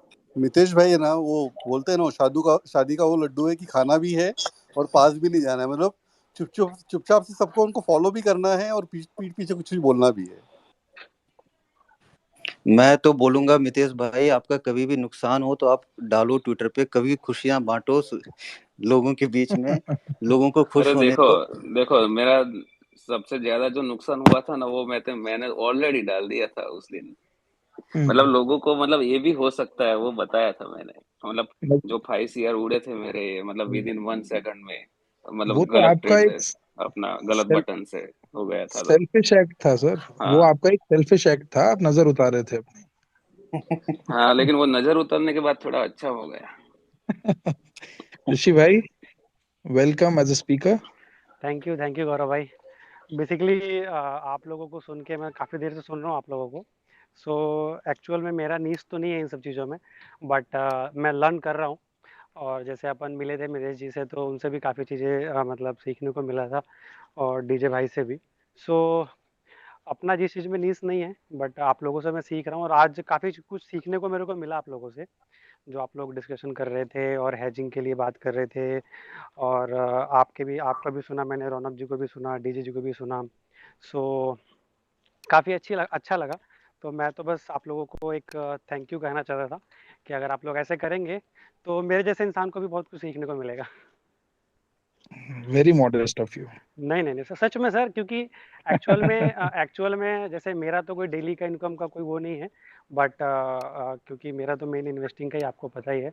बट अभी मैं धीरे धीरे कोशिश कर रहा हूँ कि मेरा मंथ का भी 1% बन जाए पोर्टफोलियो के अगेंस्ट, तो मैं खुश हूँ। मेरे को तो बस उतना ही चाहिए। उस पे मैं काम भी कर रहा हूँ, बट धीरे धीरे थोड़ा सा और कोशिश है कि 1 से 2 हो जाए अगर महीने में, तो और अच्छी बात है। तो उस पे ही अभी काम कर रहा हूँ मैं। देखिए यहाँ ना बहुत कुछ सीखने वाली बात बोली ऋषि भाई ने कि मेरा तो मंथ का 1% अगेंस्ट पोर्टफोलियो और मेहनत है कि 2% हो जाए। मैं भी बहुत सारे समझदार और बुद्धिजीवी लोगों से मिलता हूँ, जहां मैं उनसे पूछता हूँ कि what is a good return. मेरे को कभी 4% भी सुनने में नहीं आता। मैं उन लोगों की बात कर रहा हूँ जो 100 करोड़ से ऊपर की बातें, 100 करोड़ के ऊपर की कैपिटल पे काम करते हैं। तो यही है सारांश कि 1%, 2%, 3%, 4% ये सस्टेनेबल है। कहीं भी जो यंग ट्रेडर्स हैं वो बहुत इंस्पायर हो जाते हैं, एक दिन का 5%, 15%। हमने सबने किया हुआ है, हमारी जब कैपिटल कम थी तो वो सब किया हुआ है, पर एट द सेम टाइम उतना पैसा लूज भी किया हुआ है। बट तो गौरव भाई, तब सस्टेनिंग, 10 टाइम लीवरेज भी था ना, अब लीवरेज भी नहीं है एक्चुअली। Right, agreed. तो सस्टेनेबिलिटी तो इसी मॉडल पे है, लॉन्ग टर्म विजन रखना पड़ेगा। और कोई कहता है कि मैं इतना कर पाता हूँ, तो वो एक्सेप्शनली हाई स्किल ट्रेडर है, जो कि लॉन्ग टर्म में सस्टेनेबल नहीं रहेगा।